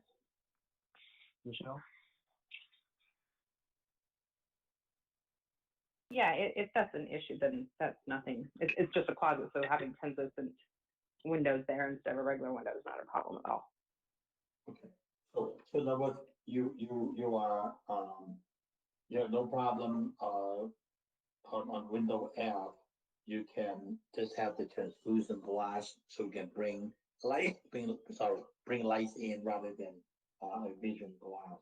So that will definitely eliminate that concern. And I think the rest of them are far enough from to the rear property line, and this should be okay. So okay, well, I appreciate that. That's very good gesture. Sorry. Can I? Sorry, this is Michelle with the owner. Just one more mention on that point. The neighbors that did send that note about the pool. I just want to make a point that those are actually renters. The owners of the property did not actually send in any comments themselves. Oh, okay. That's fine. All right, thank you. Okay. What about to the architect's comment on the bay window and the Gabriel roof? In the architect, you have any comment that you want to insist on your proposal? I'd rather keep, or I know that my client would rather keep the angled windows on the ground floor. I think the idea is that it fits in to the neighborhood, and we're not trying to stand out. And the gable at the second floor is pretty much what the neighbors have 2 doors to the east. It's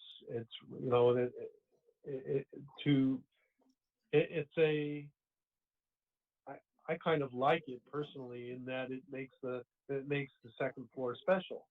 It's not just boring. It's just not a straight rake across with a gutter on it. There's actually something that's special about it. So I mean, I would prefer the gable and the angled bay.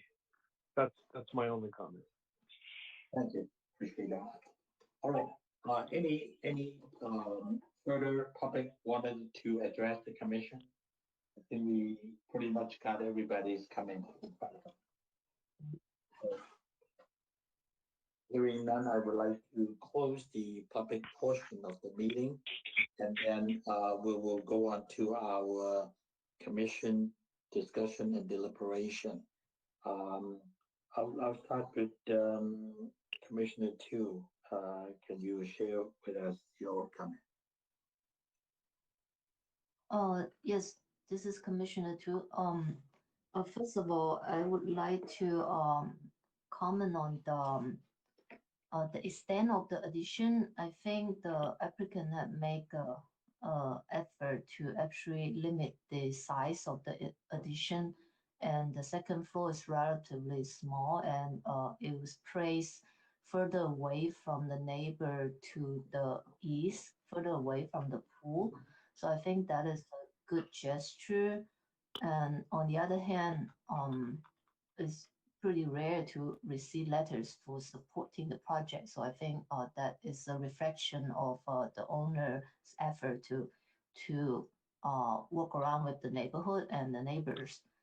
I appreciate the study the applicant has done, research project that answer a lot of questions I would originally have in terms of the style of the design.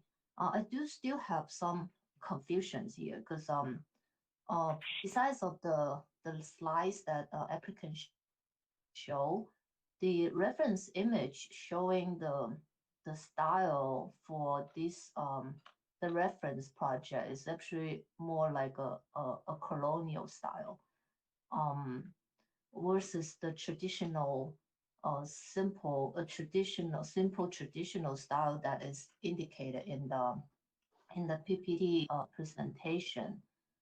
And in terms of how the simple traditional style being implemented into the actual design itself, I personally think that it's a little more busy, and I do appreciate the existing house that is really cute house with a lot of character, with very simple design with 2 symmetrical windows with shutters.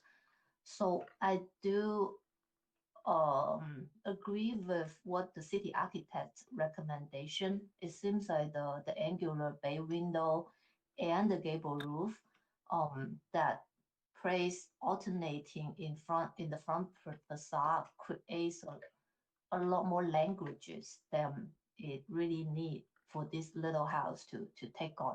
So that's my comments on the current design. Thank you. Thank you very much. Commissioner Taylor? This is Commissioner Salo. My first comment is regarding the neighbor's letter. Yeah, I don't see that as a concern at all. I think that the applicant and the designer has adequately addressed the privacy concerns of the neighbor's backyard or pool privacy. The way that they position the location of the second story addition and the program of the closet being on that side of the home, I think it's adequately addressed. Clear windows, transparent windows, I mean, I don't think it really matters. I think they did a good job addressing that. My second comment would have to do with, I do appreciate that all of the architectural elements that the applicant is proposing, they pulled from the neighborhood. So, anything that you see here, you can reference to another house on the street, and that goes a long way to making the property contextual. And I appreciate that you picked the single story modest home and they're trying to preserve the architectural style of it. One comment I would make is that, all the shutters in this city are not operable. They're not, there's no storm coming that we're going to have to protect our windows with shutters from. So the shutter size and proportion, to me, I mean, how they look aesthetically from the street is probably more important than if whether or not they look like they actually can cover the window area, I would say. So, maybe like a smaller shutter, I wouldn't mind. It looks a little funny to me in the rendering that the shutter on the second story goes all the way to the edge of the building, where on the first floor, there's a space between the edge of the shutter and the edge of the building. So there's an inconsistency there that kind of makes it look a little odd. My final comment would be that, I guess the south elevation on the line drawing on sheet A4, the proposed south elevation, I think the composition there looks a lot better than the way it's reflected in the rendering on attachment D. Because when I was looking at attachment D for a long time, I don't know, something about that rendering just doesn't give justice to the design that is being proposed. I think the elevations show it better. That's my final comment. Thank you. All right, thank you very much. Commissioner Nadoni. Yes, this is Commissioner Nadoni. I do agree with Commissioner Salo on the shutters. I guess my question to the applicant was, they seem out of scale to me. They're too large, especially on the rendering. The window on the second floor in the closet, the master closet in the plan shows a 3-foot wide window, scaled at 3 foot, but the elevation shows a 4-foot wide window. And I think the window schedule also shows that it's 4 feet. I think that window is just way too wide, and I think the shutters are way too wide. So if this was a comment from the city architect, I would have to disagree. I would not, I would have to agree with Commissioner Salo.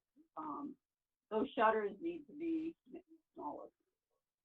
It does not help that elevation, front elevation of the house at all. And I would ask the applicant, is it a 3-foot window or is it a 4-foot window? Because a 4-foot window is going to affect your closet and clothes hanging right at the front. I mean, this is your main elevation. This is the street elevation. So I'm kind of curious on the closet itself, and I may have a, just looking at it, I don't know if it's completely planned out. But I do notice that all the windows on the plan do not match the windows on the elevation or on the window schedule. And I think I heard the designer or architect mention that they are 2-foot wide windows, and that makes me feel better because I think that they look better. And show them all as 3-foot windows. I think just a coordination, especially on the front. I really don't believe that needs to be a 4-foot window in the front.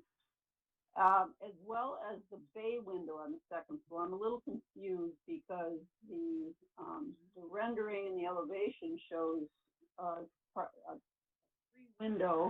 three windows, but I don't see that scheduled on your second floor plan. It's scheduled as a door, and it's a full width. So it's a little confusing. So that really needs to be pinned down because it affects the front elevation of the house. I'm looking at the rendering, the proposed design rendering, and I have to agree with, again, Commissioner Salo, that it doesn't do your project justice. My question is, it looks like there is a certain eave on the existing single story that has not been carried over to the second story, and I want to make sure that that does happen. So whatever the dimension on the eave of the existing house, that you're going to carry it through on the eave of the second floor addition. I also look at the chimney, and I don't believe that that chimney will be per code. The existing chimney, you're adding a second story within a certain dimension. So that would be a question. Does that chimney need to be raised? Because that will definitely affect the look of the house. So I guess I'd like to get some, kind of responses. Now, it's the windows, second story windows on the front of the house, shutters, the eaves, and the chimney. And those would be my comments. Thank you. Thank you very much. Vice Chair Ramos, I want to hear your comment.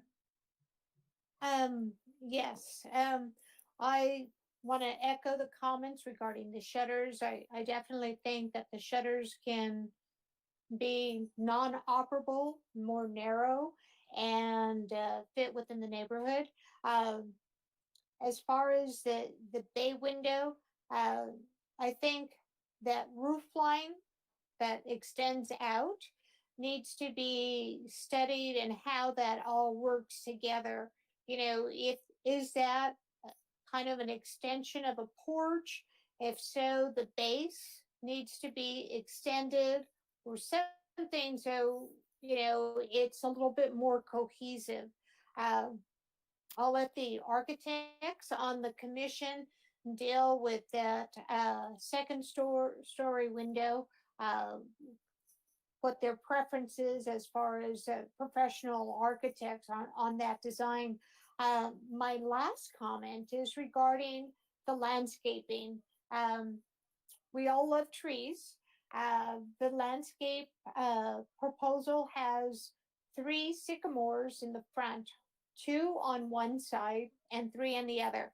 The sycamores are a fast-growing tree, even though they're smaller trees that would be planted with a 4-inch diameter trunk. They can grow as high 30 to 80 feet and as wide as 20 to 30. So I'd like to recommend that if you want to have multiple sycamores in the front, that you limit it to 2 trees and you look carefully at the placement so the trees have room to grow without kind of overcrowding the house and each other. Those are my comments. Thank you very much. I guess all the comments are very good.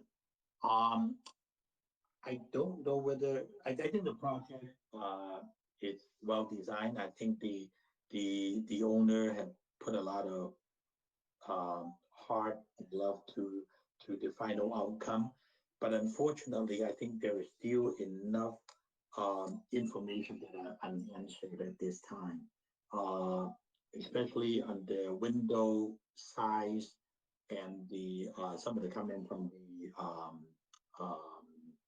shutters.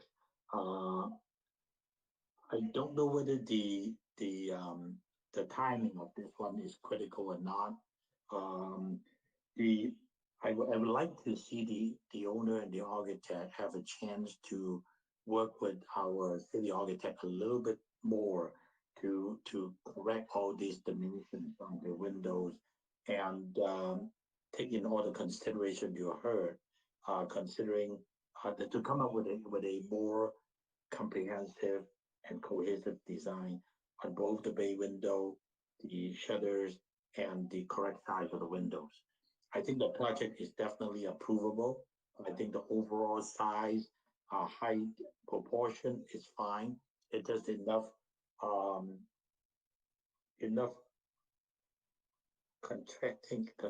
contradicting information on the window sizes and some of the details that if we move forward with it, I wonder if maybe I can hear from staff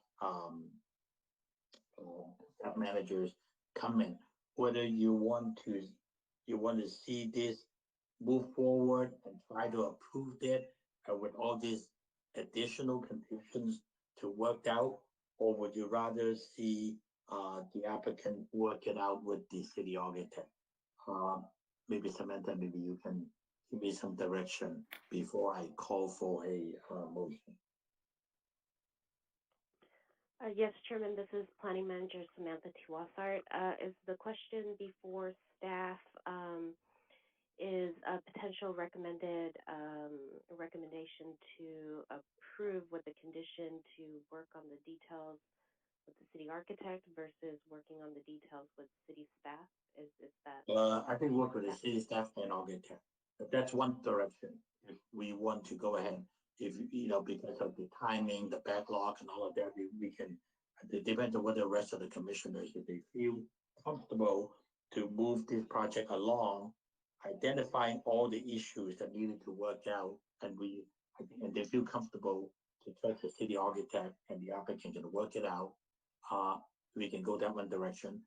But if staff feels that there is too much material that we need to work out in the condition, then I would recommend a continuance for them to come back after the contract worked out, so that the commission have a chance to see the final product. I just want to see what staff's idea is. Yes, Chairman and members of the commission, this is Planning Manager Samantha. Our recommendation at this time is we hear that the height, the scale, and predominantly the overall design of the house is acceptable to the commission, and the details that the commission would like the applicant to work with the city architect on would be to refine the window details, as well to make adjustments to the width of the shutters. Staff believes that this is something that the property owner and the architect can work with the city architect on to refine. The width of the eaves, that was an item that staff had discussed with the applicant. It was on a prior iteration. It may have been removed for some reason. So staff is comfortable if the commission would not mind providing some detailed conditions of approval to work with the architect and the property owner on. Staff does have that comfort level. All right, very good. Thank you. Appreciate that.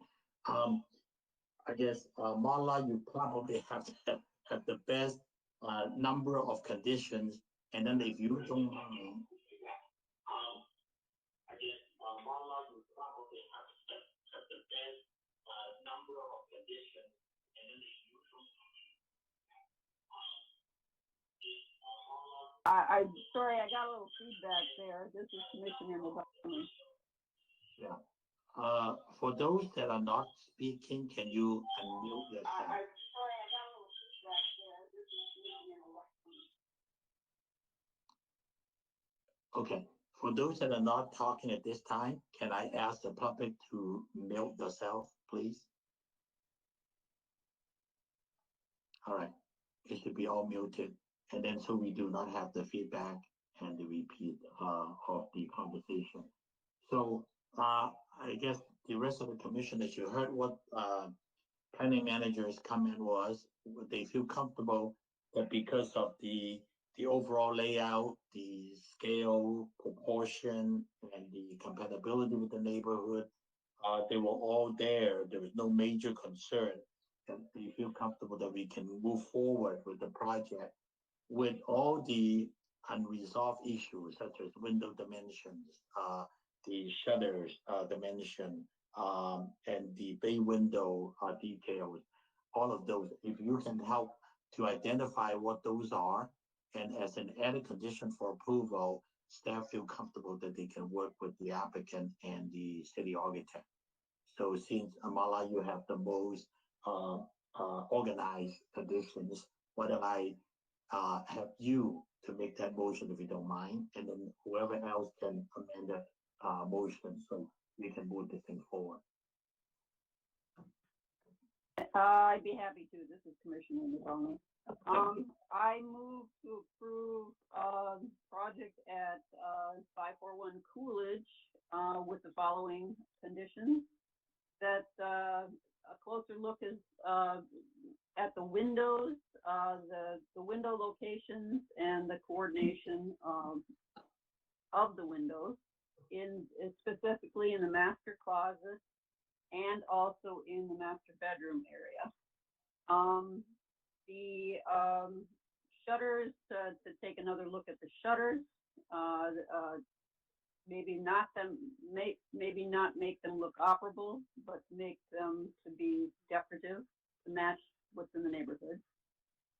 The eaves on the existing house should match, or on the new addition should match the eaves on the existing house. I also have a question on the chimney. That is going to affect the front elevation, so I would like to make sure that the chimney is looked at, whether or not it has to be raised per code. And I think that the bay window, while it seems to be an appropriate for the neighborhood, I think it needs to be coordinated better with the front porch, as Commissioner Romo had mentioned. Right now, looking at the elevation, it just doesn't match. So with those conditions, I move. I'll make a motion to approve. Thank you very much. Any other commissioners that may have any friendly amendments to these 5 added conditions of approval?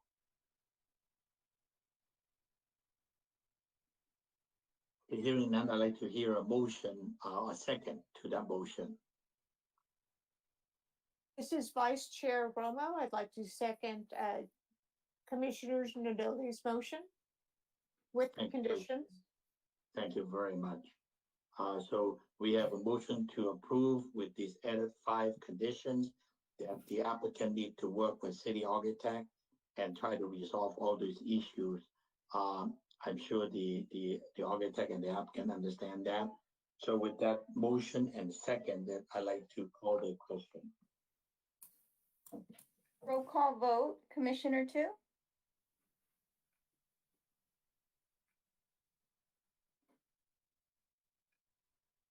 Commissioner Tu? Yes. Commissioner Salo? Yes, approve. Commissioner Nadomi? Yes. Vice Chair Romo? Yes. Chair Chang? Yes, Motion carried, vote is 5-0. thank you very much. That take care of that, this project, 516 Coolidge Drive. All right. Thank you. Thank you. Thank you. Good luck. Please work with the city architect. Okay, we'll move on to the next project, which has been a very important and long-lasting project. I think it started 4 years ago. It is item number C220 South St. Gabriel Boulevard, planning case number PL-16-152, precise plans of design, St. Gabriel Square. Staff report, please. Good evening, Chair and members of the Commission. for your consideration tonight a precise plan of design application for a mixed-use project located at 220 South St. Gabriel Boulevard is in front of you. If you can go to slide number 2. The subject site is located to the southeast corner of South St. Gabriel Boulevard and Live Oak Street, as you can see from the aerial picture in front of you. And please go to slide number 3. This is a current aerial photograph of the subject site, and the proposal will demolish all the existing buildings, including commercial and residential buildings, to accommodate the proposed mixed-use project. And the street to the right-hand side of this picture will be vacated. What that means is you'll turn into a private street. You will not be a public street.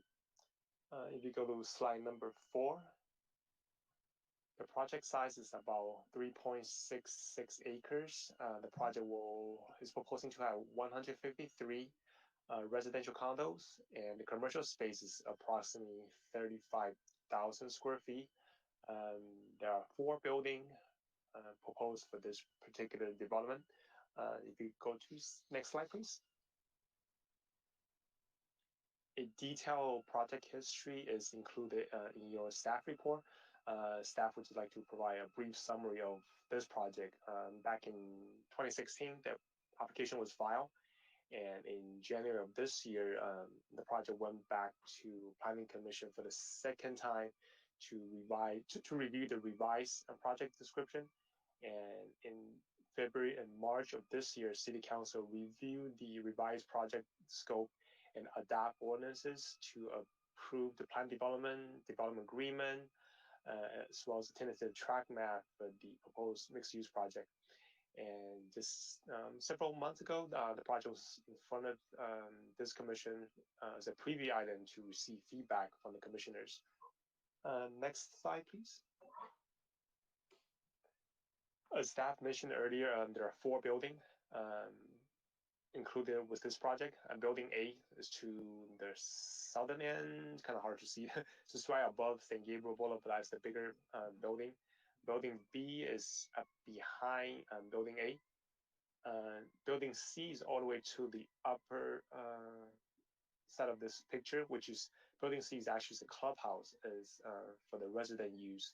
And Building D is more like phase 2 development, which is to the right-hand side, adjacent to the Rubio Wash. You go to slide number 7. This is a revised elevation view, as a view from the corner of St. Gabriel Boulevard and East Live Oak.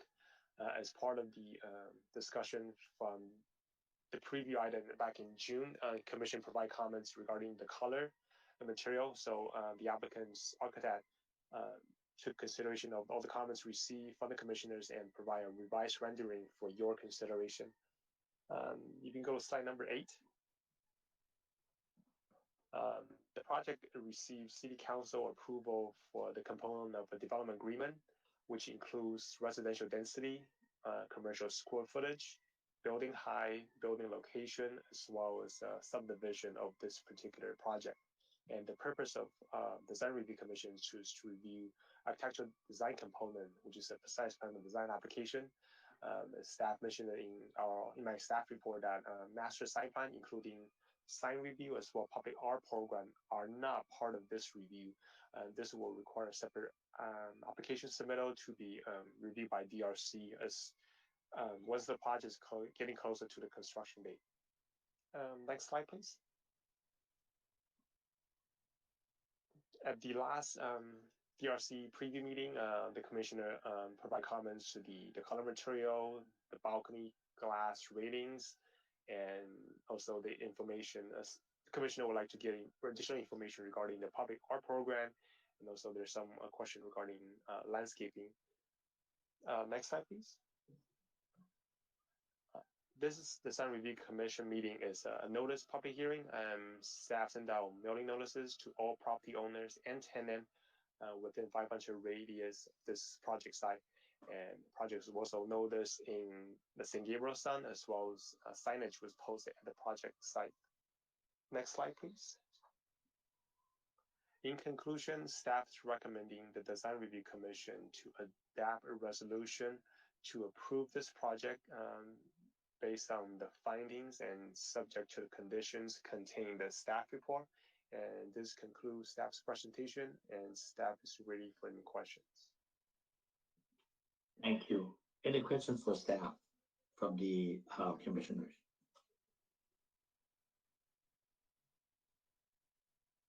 Okay. Hearing none, I would like to open up the public portion of the meeting. Does the applicant want to make further presentation to us, Brian?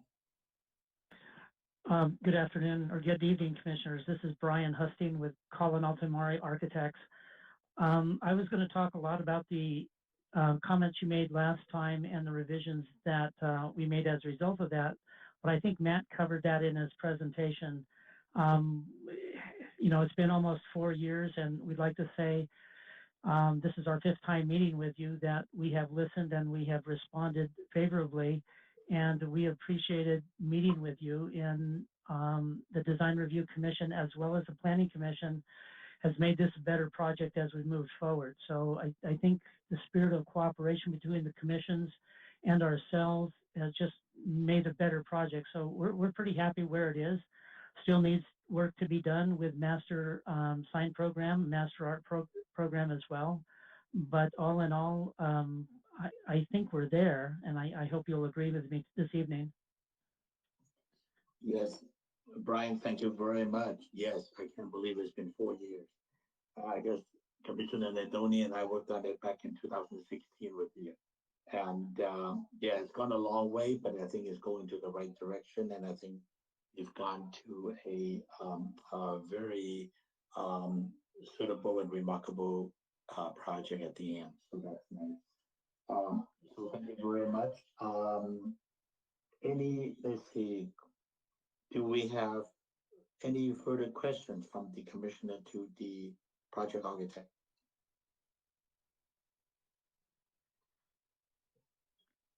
Hearing none, I would go to Executive Assistant Wong and see if she has received any public comments regarding the project. No, we did not receive any public comment, Chairman Sheng.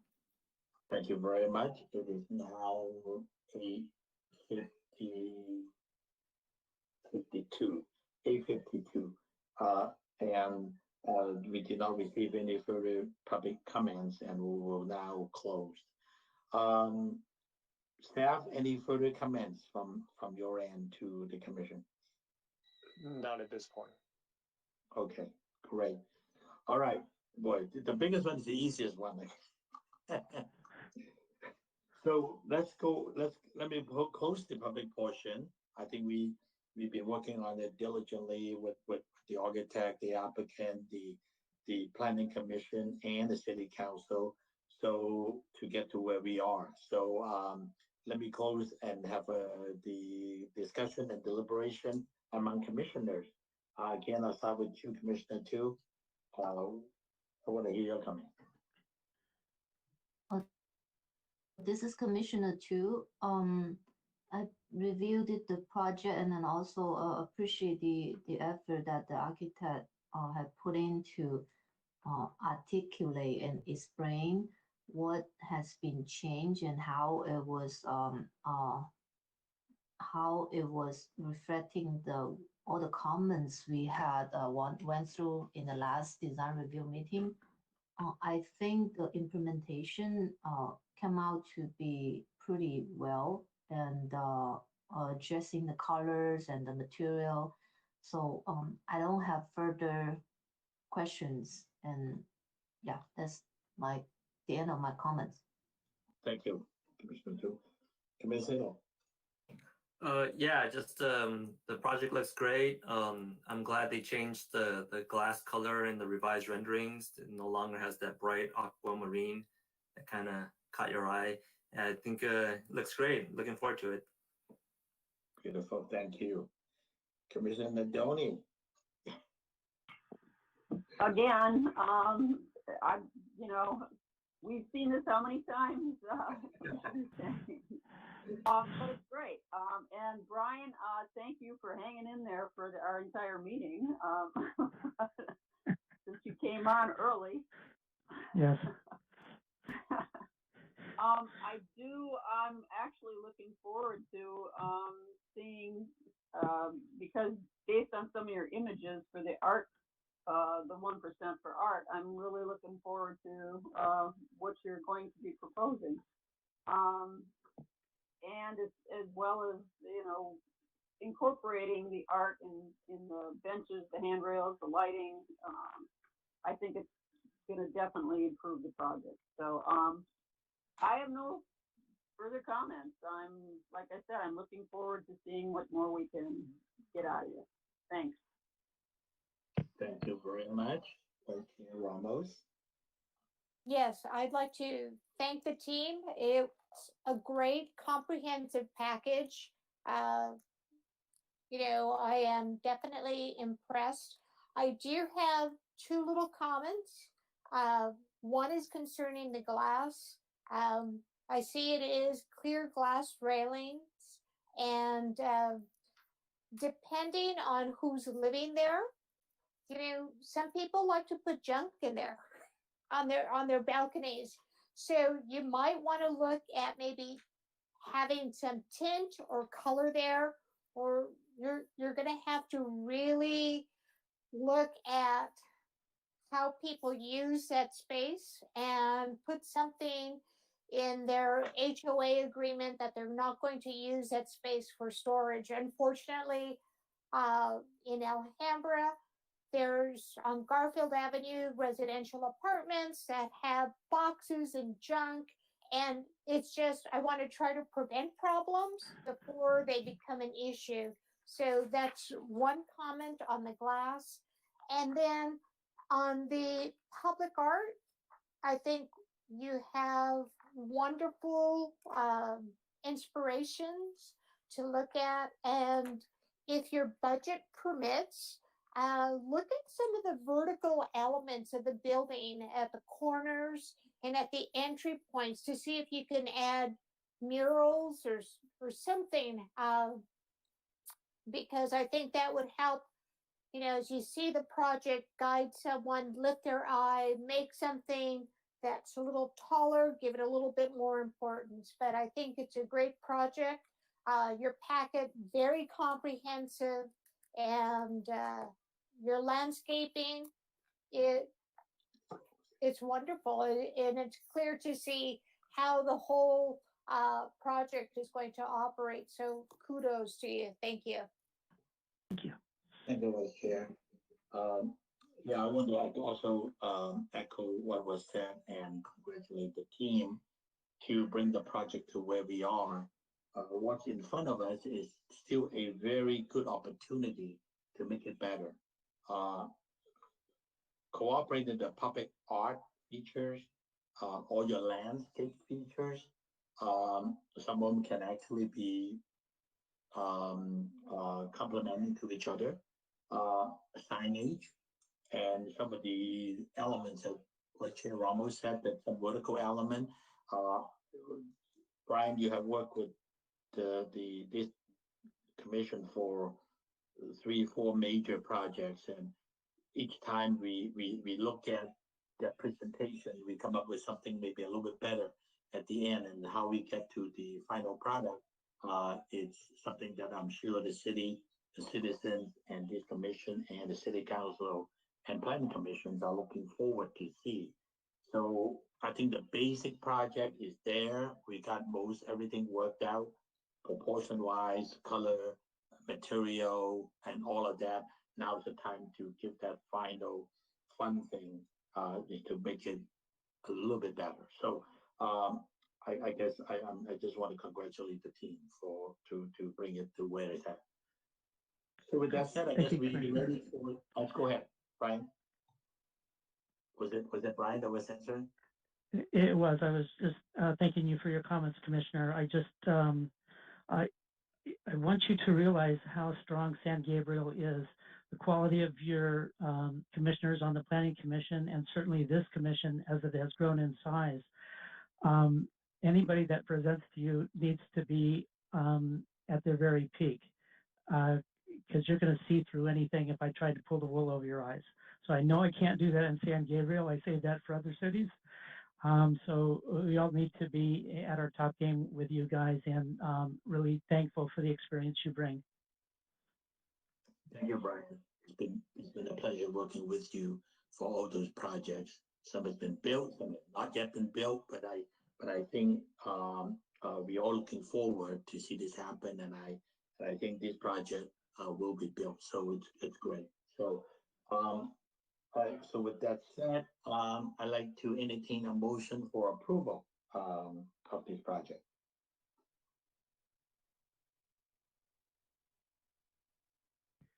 This is Commissioner Nadolny. I move to approve. Do you have a second? This is Commissioner Tu. I second. Okay, thank you very much. Been moved and seconded. Please call for the question. Roll call vote, Commissioner Tu, Yes. Commissioner Salo, Yes. Commissioner Nadolny, Yes. Vice Chair Romo, Yes. Chair Chang. Yes. Motion carried. Vote is 5-0. Thank you very much. Congratulations, Brian, and to the team. Make it happen. We'd like to see it Great. happen. Okay. Thank you, Commission. Thank you. We are now on item number 5, comments from staff. Any staff comments to us? Yes, Chairman and members of the Commission, just 2 quick comments from staff. First being, as a matter of courtesy, since staff has provided a similar update to the Preservation Commission as well as the Planning Commission, just a quick update on the church. What you'll be seeing in the upcoming weeks, if not so already, will be work by Spectra, which is the construction company under the supervision of Mel Green and Associates, the structural company. They'll be installing a temporary roof for the winter season. And it's going to be non-structural, just plywood with a peel and stick for weather protection. But in case you see work, that is what is taking place while the church works on the detail for the permanent roof structure, and that's anticipated to begin early next year. So staff just wanted to provide a quick update on that. And then the second item being that as we approach the holiday season and the recommendation for adjournment, so the meeting in November will be on the 23rd, as indicated on the agenda under item number 7. And then also in December, it will be on the 28th.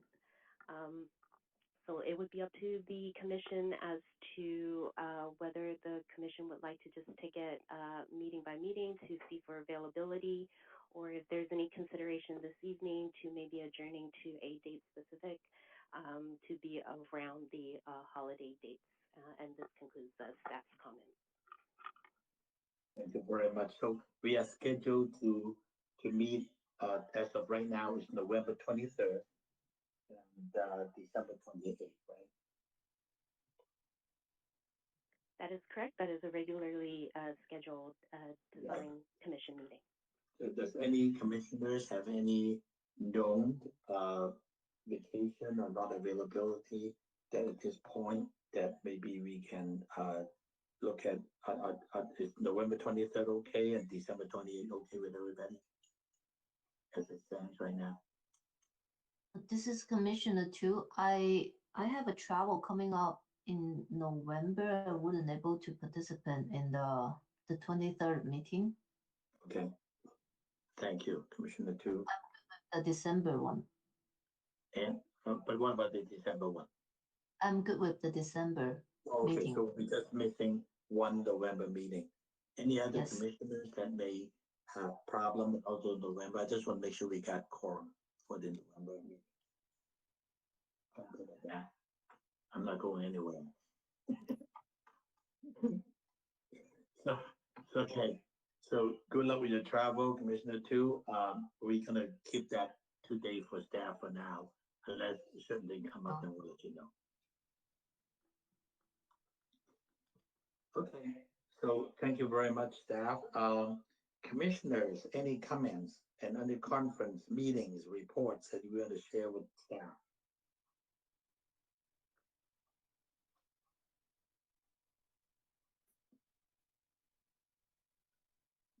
I just want to share one simple comment that I see that staff has been working great recently, especially trying on the quality of the project that before it appears in front of us. I think staff is working very diligently with the applicant,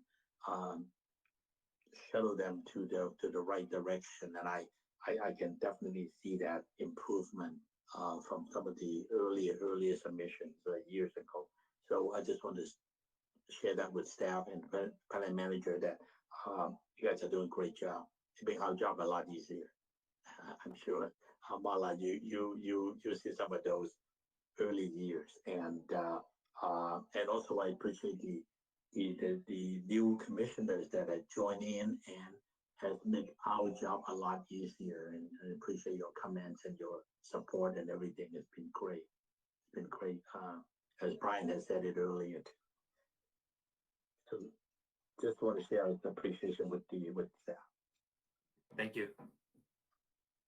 Okay, that brings it to the adjournment. So we adjourn the meeting to the regular meeting of the Design Review Commission on Monday, November 23rd at 6:30 p.m. Probably virtual meeting also. I don't see how we can meet at City Hall in the near future. Things are going. So I'm glad that this is working and people can actually do the business easily, and they're very much. It's now 9:06 and we'll adjourn the meeting. Commissioner, yes, yeah, you can just leave the binder like usual front door. I can pick it up the binder tomorrow. Thank you. Hooray, we'll do it just that. Thank you. Okay. Thank Thank you. you. Good